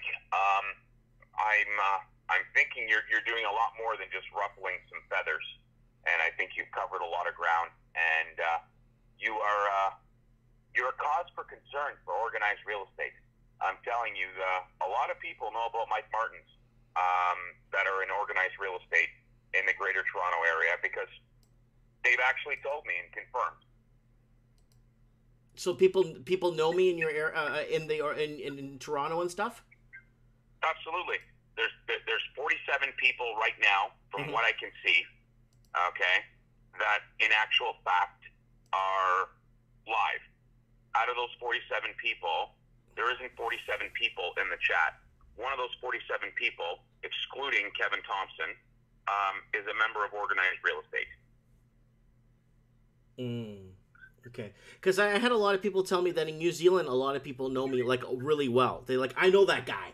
And people in Australia, same thing. They're like, I know that guy. Because I was making Australian housing videos 4 or 5 years ago. And remember when I used to read my housing articles from pieces of paper in my backyard? Yeah. They're gone. They're not even there anymore. Mike, you know how Doug Ford won the election? By getting the most votes? I don't know. Okay. Yeah, he got the most votes, absolutely. He won like a landslide. But do you know why people voted for him? Because he was a change. He wasn't just a change. We had the devil, and you know what? People were not willing to settle for everything that she did. But Doug Ford won that, the Conservative Party race, and then naturally won the election because people can relate to him. He's a change. He's a breath of fresh air. He's not prim and proper. He's not a politician. He's just the average Joe that was lucky enough to have a family business. He took over the family business, and you know what? He's actually pretty smart enough to actually have the right people in place because, quite frankly, if he didn't, that business would have gone down the toilet, would have become insolvent. People can relate to him. Okay? He's not a trust fund baby, so on and so forth. Nothing was given to him. Okay? And you know what? People like that. They respected that. They could relate to him. That's why you're popular in the Greater Toronto area. That's why people in the United States are listening to. That's why New Zealand listens to Mike Martin, because people can relate to you. You're not fake. Yeah, you're right. I never thought of it that way. I guess you're right. Because I went off on a huge tirade this morning with a video I made called Captain Obvious is all these people jumping on the real estate scene, telling people, look what's happening, and everyone's playing the hero. But where were all these analysts and all these big figures and all these people? Where were they warning people not to buy when I was? Well, that's a very good question. Very good question. Where were these people? All these analysts from the States, all these channels from New Zealand, all showing up. All these people from Australia coming out of the woodwork, all these people from Canada doing all these real estate videos. You go to their channel their channel could be 10 years old, but their oldest real estate video is 3 months old. And they're getting 50, 60, 70,000 views per video. It's like, what the heck, man? Yeah. Well, Mike, I'm under the impression that a lot of these housing analysts are really not qualified to even remotely talk about it, just like we're not qualified. Right.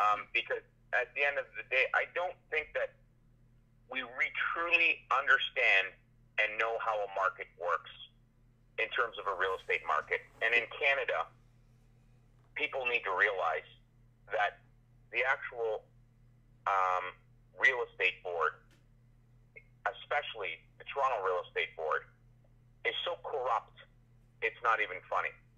And that is my honest opinion. Further to that opinion, you don't have to look too far to find listings that are duplicated or listed 3 times. Therefore, when that MLS number, that property sells, 3 MLS numbers are taken down and recorded as a sale. Yep, to inflate the numbers. It'd take you 10 to 15 minutes to search on realtor.ca in the Greater Toronto area, and within 10 or 15 minutes, I can guarantee you'll find at least 1 or more properties that are listed by the same agent or the same office, real estate office, not once, not twice, sometimes 3 times. How is their data accurate? Well, So it's skewing. It's all lies. Yeah. If that data isn't accurate, and we're relying on that data for the purposes of understanding where sales are going, whether they're going up or they're going down, and they're never flat, because nowhere in the history of real estate have sales ever been flat. If we're solely, without digressing, if we're solely relying on the numbers from organized real estate that, keep in mind, are not regulated by any watchdog or anything else like that, how does anybody truly understand how a market functions? Well, and not only that, not only because of all the shenanigans and cockamaniac that's going on that we don't know about, there's also the government propping. How can any analyst forecast anything, or a financial analyst forecast anything without knowing what the government has in its sleeve? Up his sleeve. Yeah, I understand what you're saying. You're going to see the Liberal Party now come out, and I don't want to go into politics, but the Liberal Party will soon come out with a whole bunch. They're going to probably do that 30-year amortization. Yeah, I covered that in my video. Canadians to go into more debt. They are going to do whatever they can, because effective immediately this evening, Trudeau before this evening, his approval rating, and Moby may be able to correct me if I'm wrong or confirm or deny this, but I was told that his approval rating, and I think I saw this on TV as well in the news, his approval rating was 14%. Well, after this evening, he's done. He should have resigned immediately, and for all intents and purposes, this whole thing is political suicide. He has lost the election, in my opinion. He doesn't have a hope in hell. He has a better chance of being investigated by not only the ethics commissioner but also the RCMP and charged for obstruction of justice. He will be charged by the RCMP before he wins this next election. He has a greater chance of that happening. So you think he was okay? You know what? Saturday night, let's cover the Canadian elections. We'll cover the American elections with Anthony. We'll cover the Canadian ones with you and Mario DeSettis, and we'll try and get at what's going on. I know in Australia, I think they're going to be going into elections for the 35th time in the last year. So we could find out what's going on there in Down Under too. We could find out what the electrical, what the elections are in what people are in store for when it comes to housing affordability, because everybody's political platform in this next presidential or premier elections and all this stuff that's happening, it's all about housing, and affordability. That's all that's going to be on people's minds. Nobody cares about healthcare. Nobody cares about schools. Nobody cares about jobs. They want to know about housing. I agree. I absolutely agree. There's actually an interesting comment in the comment section, Mike, and I want to touch on this. The Raven says, I believe as things get worse, the Canada Revenue Agency is going to start taxing us on our primary residence. They will start with like 5% at first. So for those of you who don't know, in Canada, as long as your primary or principal residence is exempt from any capital gains tax at the current moment. And in actual fact, there is a chance that they could do that. But before they did that, they'd have to try to raise property taxes, because the Canada Revenue Agency, the only reason why the Canada Revenue Agency even exists is because the taxpayer actually pays them. You start taking principal residence exemptions away from them and oppressing them and keeping them, taxing them to death, people are just going to say, you know what, I'm no longer paying my taxes. Go to hell. Yeah, that's what's going to happen. And, what about the city tax? They're going to, they'll have, for example, the federal tax, the provincial tax for your province, the federal tax for the country, and then the city tax, that would be the GTA and surrounding area. They're thinking of 3%. Yeah, so if that does come into play, it's going to be hard, because there's so many other, that people will just buy groceries in the 905. They'll go out of town to buy their groceries. They will drive. That tax would have to be implemented, not just in Toronto proper, but the entire GTA. Yeah, it's going to do that because people just go north of Steeles and go shopping, right? Absolutely. I'm reminded by Chicago. Chicago a couple years ago, because the city was broke and whatnot, they did everything in their power. In actual fact, they put in what's called a sugar tax. So they put a value, like a VAT on any sugar drinks. Right, I remember that. Yeah. Yeah. That only lasted for so long. Yeah. That Chicago has 5 layers of government, right? That I did not know. Yeah, it's got 5 layers of government, my friend, and it's very government. It's very government. Too much government, too much stagnation there. Impossible to get anything done in Illinois. Yeah, absolutely. Gary Medeiros, Steve, will a 30-year amortization affect the housing market? Okay. So, Mike, do you mind if I answer Gary's question? Go ahead. In my opinion, Gary, the 30-year amortization should be strictly and solely for people under the age of 35. In other words, if you're 35 or less, the idea is the 30-year am, you're going to have to basically be mortgage-free by the time you're ultimately retired.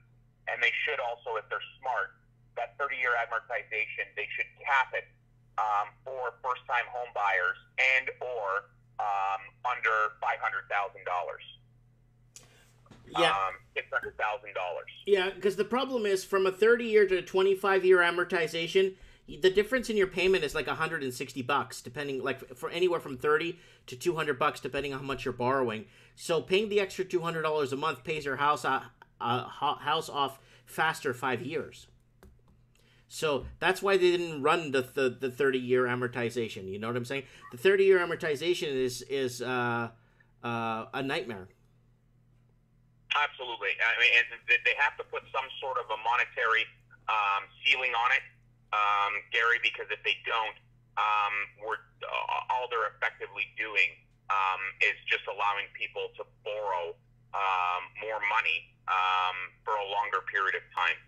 The 30-year amortization should not be looked at as the saving grace or the holy grail that's going to save the real estate market from declining any further. In actual fact, what it should be designed to do is people under the age of 30 or 35 that can't get into the market because of the stress testing rules, so on and so forth, may be able to get into the market and buy a property because they would give them an advantage to take a longer term. It would be advantageous for the lender because they're going to make more interest, but at the same point in time, it would allow that first-time home buyer to get into the market.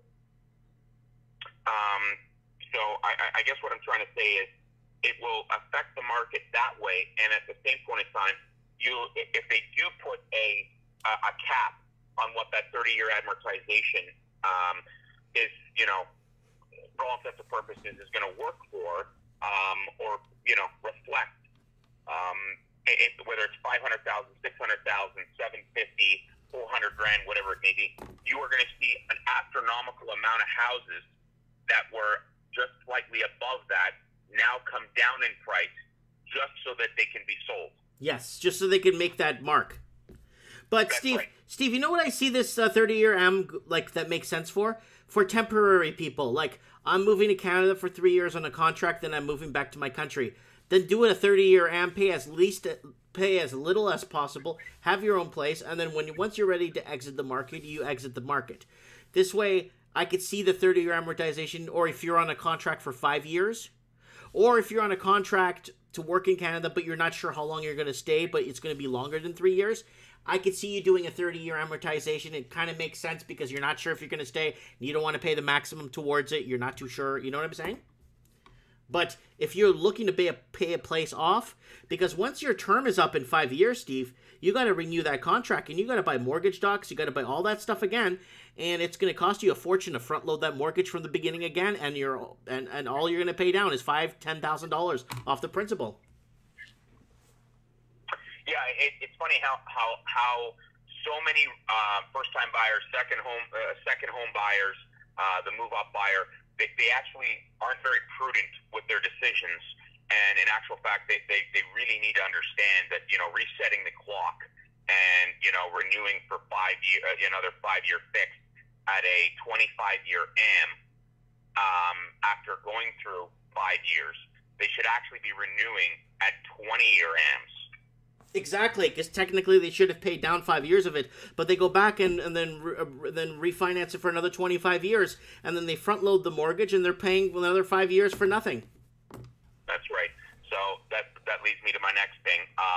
You will see OPSB all over that this year, and I've been told that they are not going to allow you to, if you just finished a 25-year AM and you're renewing your mortgage for another 5 years, you must take a 20-year AM. They will not allow you to take another 25-year. You basically, then naturally, what they're going to do is you can take a 25-year, but now you have to be stress tested because you're no longer renewing, you're refinancing. Mm-hmm. Do you get what I'm saying, Mike? No, I hear what you're saying. We got some interesting tidbits happening. Today I was in my shop. You know what happened? Tell me. A real estate agent walked in, dropped off his card, says he's going to be selling the building I'm in. And he says he's going to keep me posted on when I need to pack my stuff and close my store. So the lady's asking $260 for the building, and BC Assessment has it appraised at $61,000 building and land because the building is a teardown. and she wants 260 for it. So I'm going to keep you on the loop on what's happening with that, and you guys on the loop what's happening with that. And do you have a signed lease, Mike? Well, no, my lease is going to end in like 3 months, so we're going to go month to month. Yeah. So I need to prepare myself if I could score another building, which would be nice for me to... I would like to buy a building because I could buy it, but everyone's asking these retarded numbers. So if I get an appraiser out there and it comes back low, he's still going to want X amount, even though the appraiser said it's worth less. That's the problem I'm facing right now. Yeah, so just be careful, Mike, because right now... Oh, I'm not going to buy anything I'm not buying anything worth more than what's valued at. No. In terms of your current situation, if you got 3 months left and then your lease comes up for renewal or maturity, if you will, at that point she can it's commercial lease. She can jack the rent up. Yeah. Just to get you out. That's fine. I'll just leave. That's fine. There's nobody lining up to open in my store anyway. Half the stores in town are empty. Yep, absolutely. Yeah. I understand where you're coming from. So yeah, keep us posted. That's awesome. I'm not sure why commercial real estate is so expensive or out of whack in Merritt when you look at what real estate costs are. And yes, they've gone up a bit, but at the same point in time, if there's a lot of vacant stuff, it sounds to me that the owners of these buildings in Merritt may be trying to cash out as high as possible because they need the money. Yeah, I think so she wants 260 for my building, and it's appraised and it's valued at 61. And if we send an appraiser out, it'll probably come back at 40 or 50. Yeah, because the building's completely falling apart. You saw my videos, right? So, yes. So I have a skating rink right now. This morning when I went into the stores, and a complete skating rink in the back room.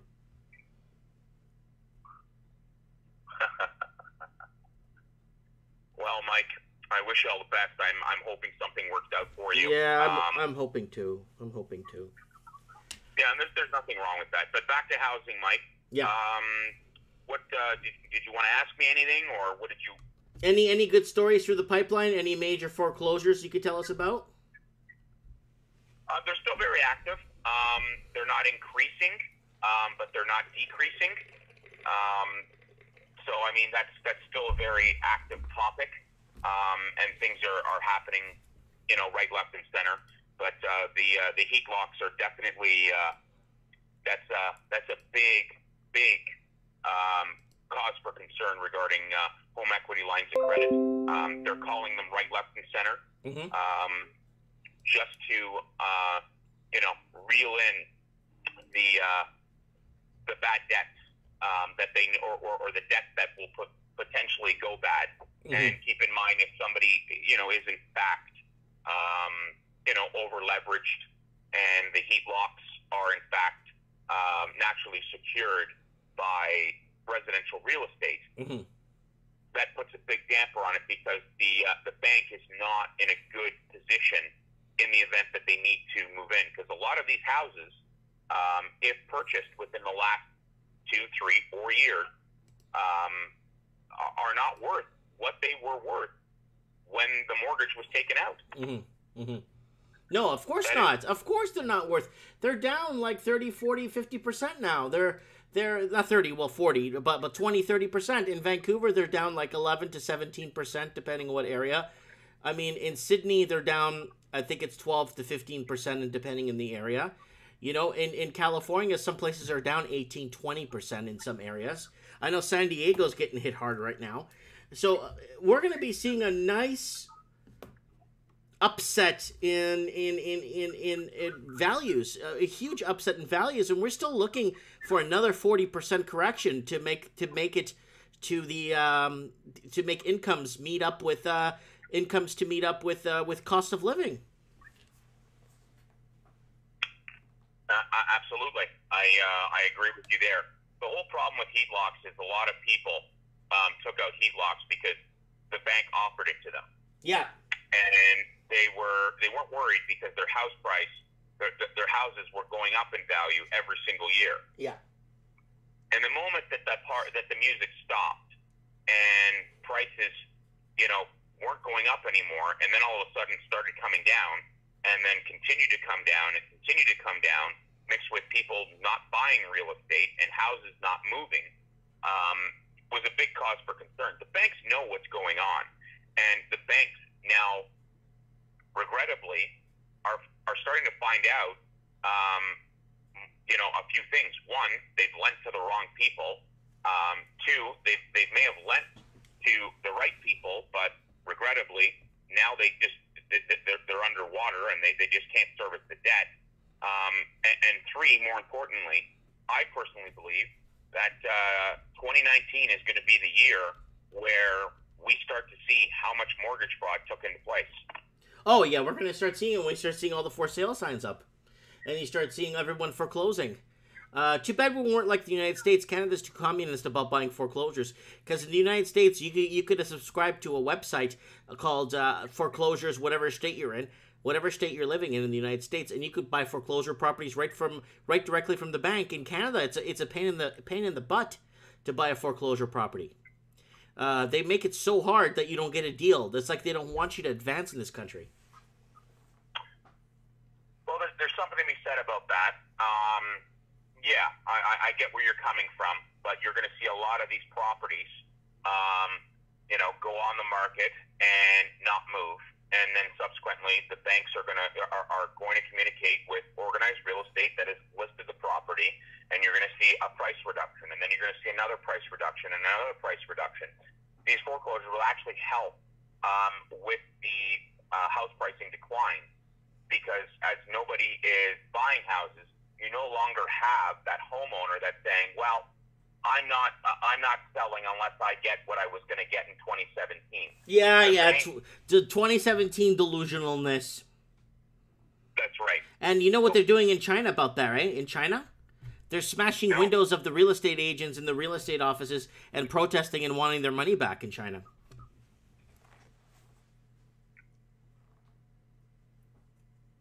Oh, really? I covered it several times where Chinese riots. Let me see if I'm on my channel right now. Let's see if there's Chinese. It's called Chinese riots, and where is it? I'm just gonna see if I could find it. They're completely trashing the lots of real estate happening in China. Wow. They were. Let me see here if I could find it. China implosion. I'm just trying to see if I could find it here. Is that right? The Raven just said they're smashing windows to developers or slashing prices. It's interesting. I think the Raven is. He had said that he's from Winnipeg or Winterpeg, and I say that because I've been there, and it's they get winter, boy. But without digressing, the Raven, it's funny you say that because we're actually seeing some of our builders or developers slash their prices by hundreds of thousands of dollars. Okay, I'm just trying to find here. It's a really good one. Chinese. I have video of it too, where they were smashing the car of the person that was parked outside, and they were just destroying the building, and they wanted a refund. And let me see if I just type in refund if it comes up, their video. I covered it a few times actually. Let me see if it comes up. eBay scam. Yeah, here we go. Chinese investors want a refund on bad investments. The number of Chinese peer-to-peer lenders, bad investments, blah blah blah. Crack down on risky financing. No, it wasn't that one. It was another one. Hold on. Property tax shutdown. Yeah, it's in here somewhere. I covered it. They were just destroying all the buildings, the property managers' offices and buildings, and they had to come out with a megaphone and tell everyone to calm down because people were because they wanted to sell off a couple of units that were left in the building that never sold, so they slashed the prices on them for lower price, and everybody in the building demanded a refund back. You really? Yeah. So. Yeah, that's absolutely crazy. I got an article. Hold on. Article. Where to go? Where to go? Where to go? Where to go? Toll Brothers. New home orders see the steepest drop since 2010 housing crash. So this is from today's thing from Bloomberg. Toll Brothers Inc. New home orders dropped 24% in the first fiscal quarter, the steepest annual decline for the biggest in U.S. luxury home builder. So it's down, Steve. It is down 24% from last year for luxury homes. Where is this? Toll Brothers. Toll Brothers are a big luxury home building company, construction company. Based out of where? In the States. Okay. Yeah. So luxury home orders are down 24% from last year. And orders fell 62% in California. Interesting. Yep, it's gonna be a big one. See, the U.S. didn't get the full brunt we did in Canada, and Australia and New Zealand. The U.S. is big; it's vast. They have I don't know how many hundreds of millions of homes they have there. So it's a little bit different in the U.S. But because there's so many limited cities in Canada and Australia, destination cities, we got bought out real quick in a heartbeat. It will take many years to buy out America. Very interesting. Yeah. Very interesting. So, do you know what happened today, Mike, with regarding a few of the Canadian banks?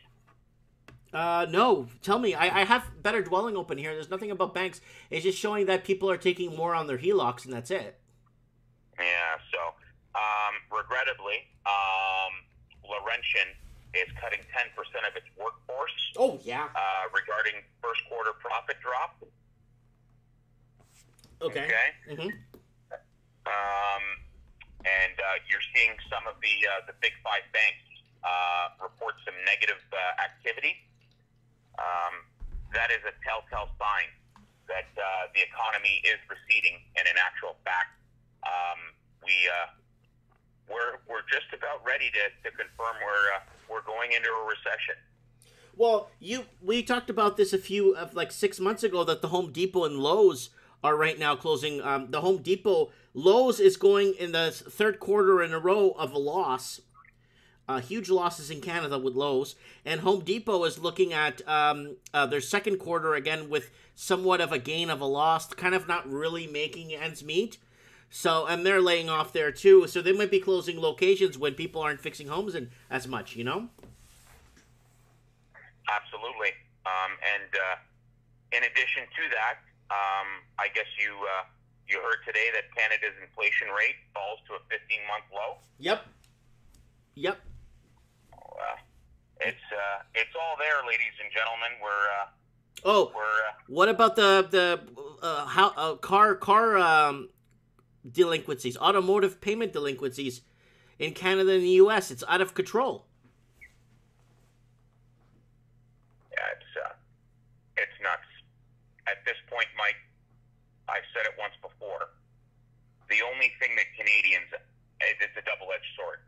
They hate bank fees, but the only thing that Canadians actually buy, in retrospect, is bank stocks. And when bank stocks are getting hit and they're not making money, what does that tell you? Well, it tells you that the big boys that are buying those stocks in dividend stocks from the banks won't be getting their fat checks anymore. And it also tells us that the economy, in terms of consumer confidence, is not only declining, but people aren't buying these bank stocks, and people don't want to invest in the banks because the writing's on the wall, Mike. I'm telling you, the amount of mortgages that are going to go bad is going to be a huge number. Yeah, it's going to be. Oh, Steve, we've been talking. Like, I think 70% of the HELOCs, just the HELOCs on the books, are 100% garbage because a lot of people borrowed into them to live and to eat and to consume. And now, with the HELOC and their first mortgage, with their HELOC, they owe more. They owe more than what the house is worth right now. And then if you want to throw on a few credit cards there and a Home Depot card, and you want to throw on an auto loan, These people are swimming so deep, they can't, there's no way they could come to the surface to get air. I absolutely agree. And you know what, Mike, you should pull up BNN Bloomberg right now, and you'll actually see, and just prove to Mr. Thompson there that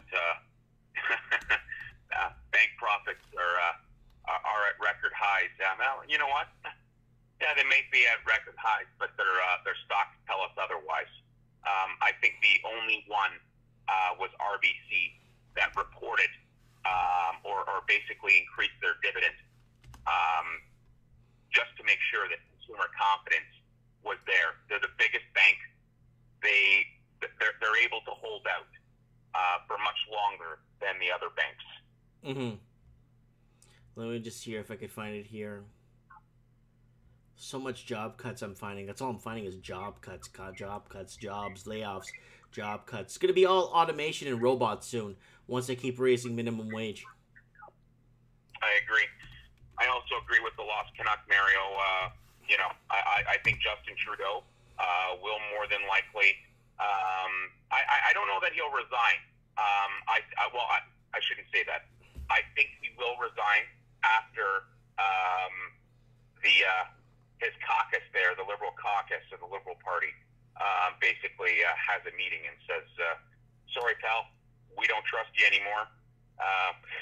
And quite frankly, we're going to lose this election. So you can either resign or we're going to fire you. No, okay, well, hold on, Steve. What if they pull a Hillary Clinton and say, I'm Trudeau and I'm running, no one can stop me, and then Trudeau is a front runner? What if they do that? What if he pulls a Hillary Clinton?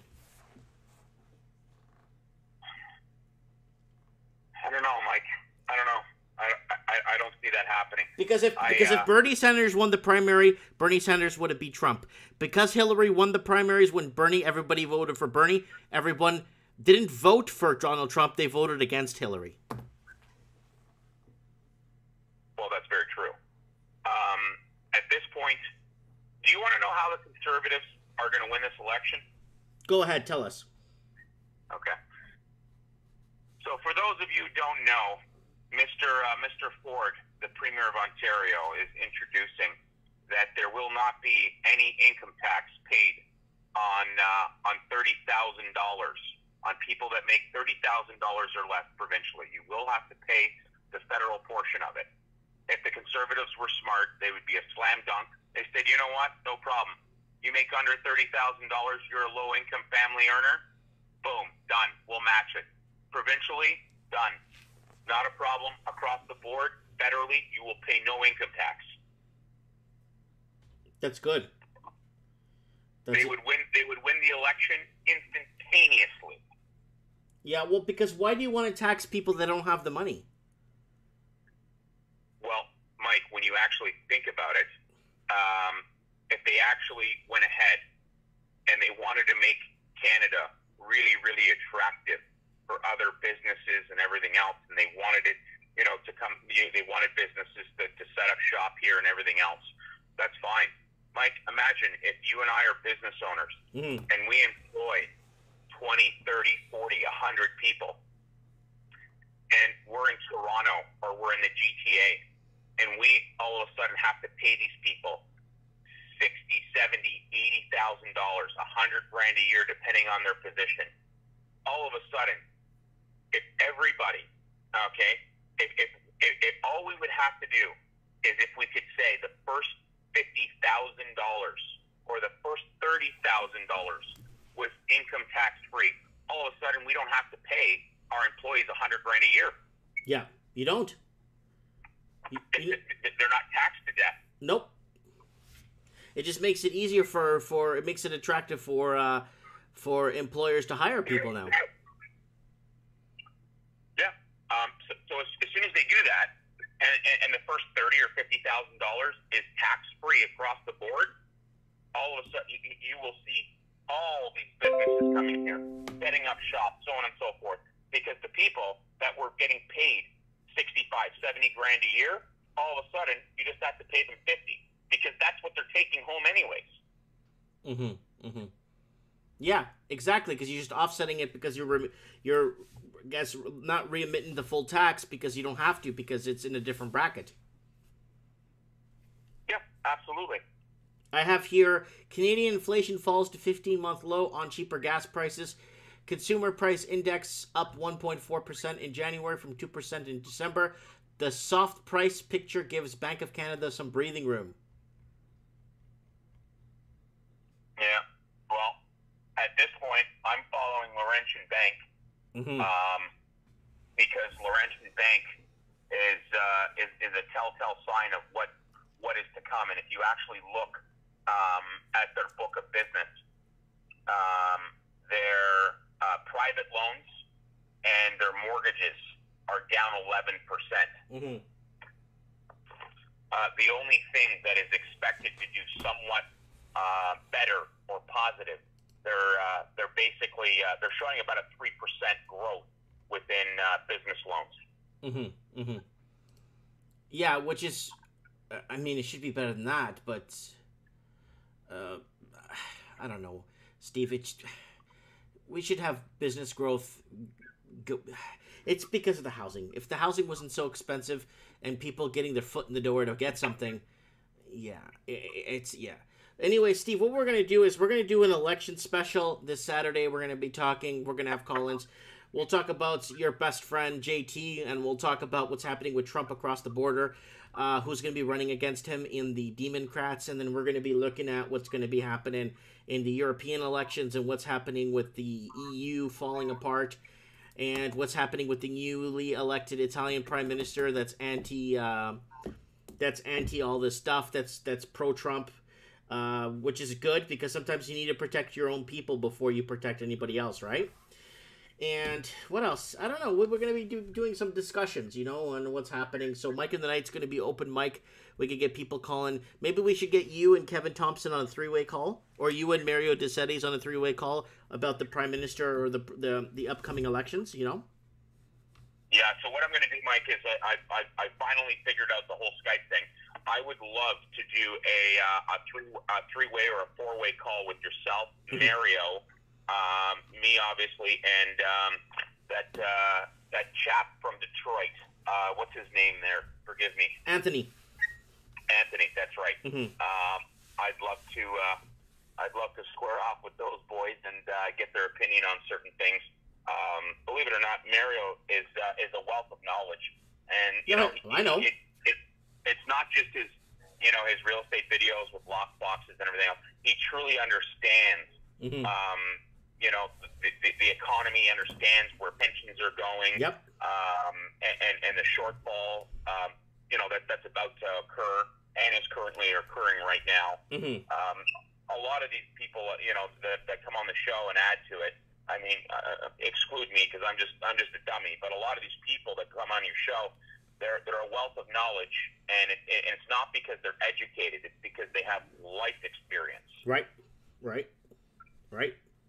You're right, 100%. A lot of people have experiences in life, and they know what's going on, and they could share their information with us, so we could learn, right? Yeah, absolutely. Like a guy like Mario comes in, would come into my office, or any other business owner, so on and so forth.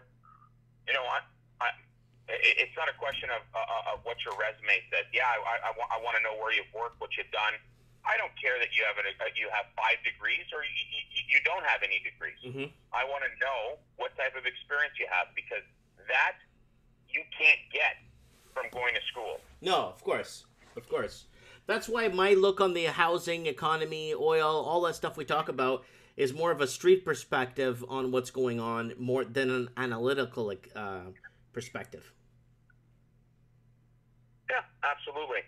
So, I'm hoping the real Kevin Thompson will show his face, or at least, come on and disguise his voice and whatnot. But if I was a betting man, that's probably not going to happen. Yeah, Kevin Thompson won't come on the show. We've been asking him to come on the show for like over a year now. So, he won't come on the show. It's been a while now. We've been asking him to come on. So, it's a pipe dream to get Kevin Thompson on. Absolutely.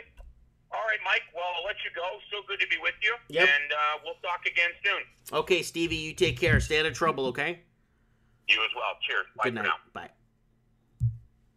All right, that's Steve there. All right, guys, that's going to wrap it. I'm going to wrap it up. I'm a little bit tired. I've been talking for 2 hours straight, and I got to hit the bathroom. I want to thank everyone for joining me. Don't forget to watch other videos, and if you want to donate to the show and you can't hit me up at the tip jar, do me a favor. Just share one of my videos on social media. That's all I'm asking. I got so many nice videos here. Go in my search and type in anything, and you'll find all kinds of stuff, all the videos I have. I used to have past 4,000 videos. Now I'm at 3,000 and something videos. I don't know why they erased so many of my videos for. I don't know why. It doesn't make any sense whatsoever. Anyways, yeah, if you have anybody wants to come on the show, Mike in the Night this Saturday, open mic. We'll be talking about politics. We'll be talking about the wall if you want it. We'll be talking about, so we got to be very careful what we talk about. But we have to be very careful what we talk about because I don't want to get shut down like other channels. My strike will be lifted in T-minus 3 weeks, so I'll be streaming from my live channel again.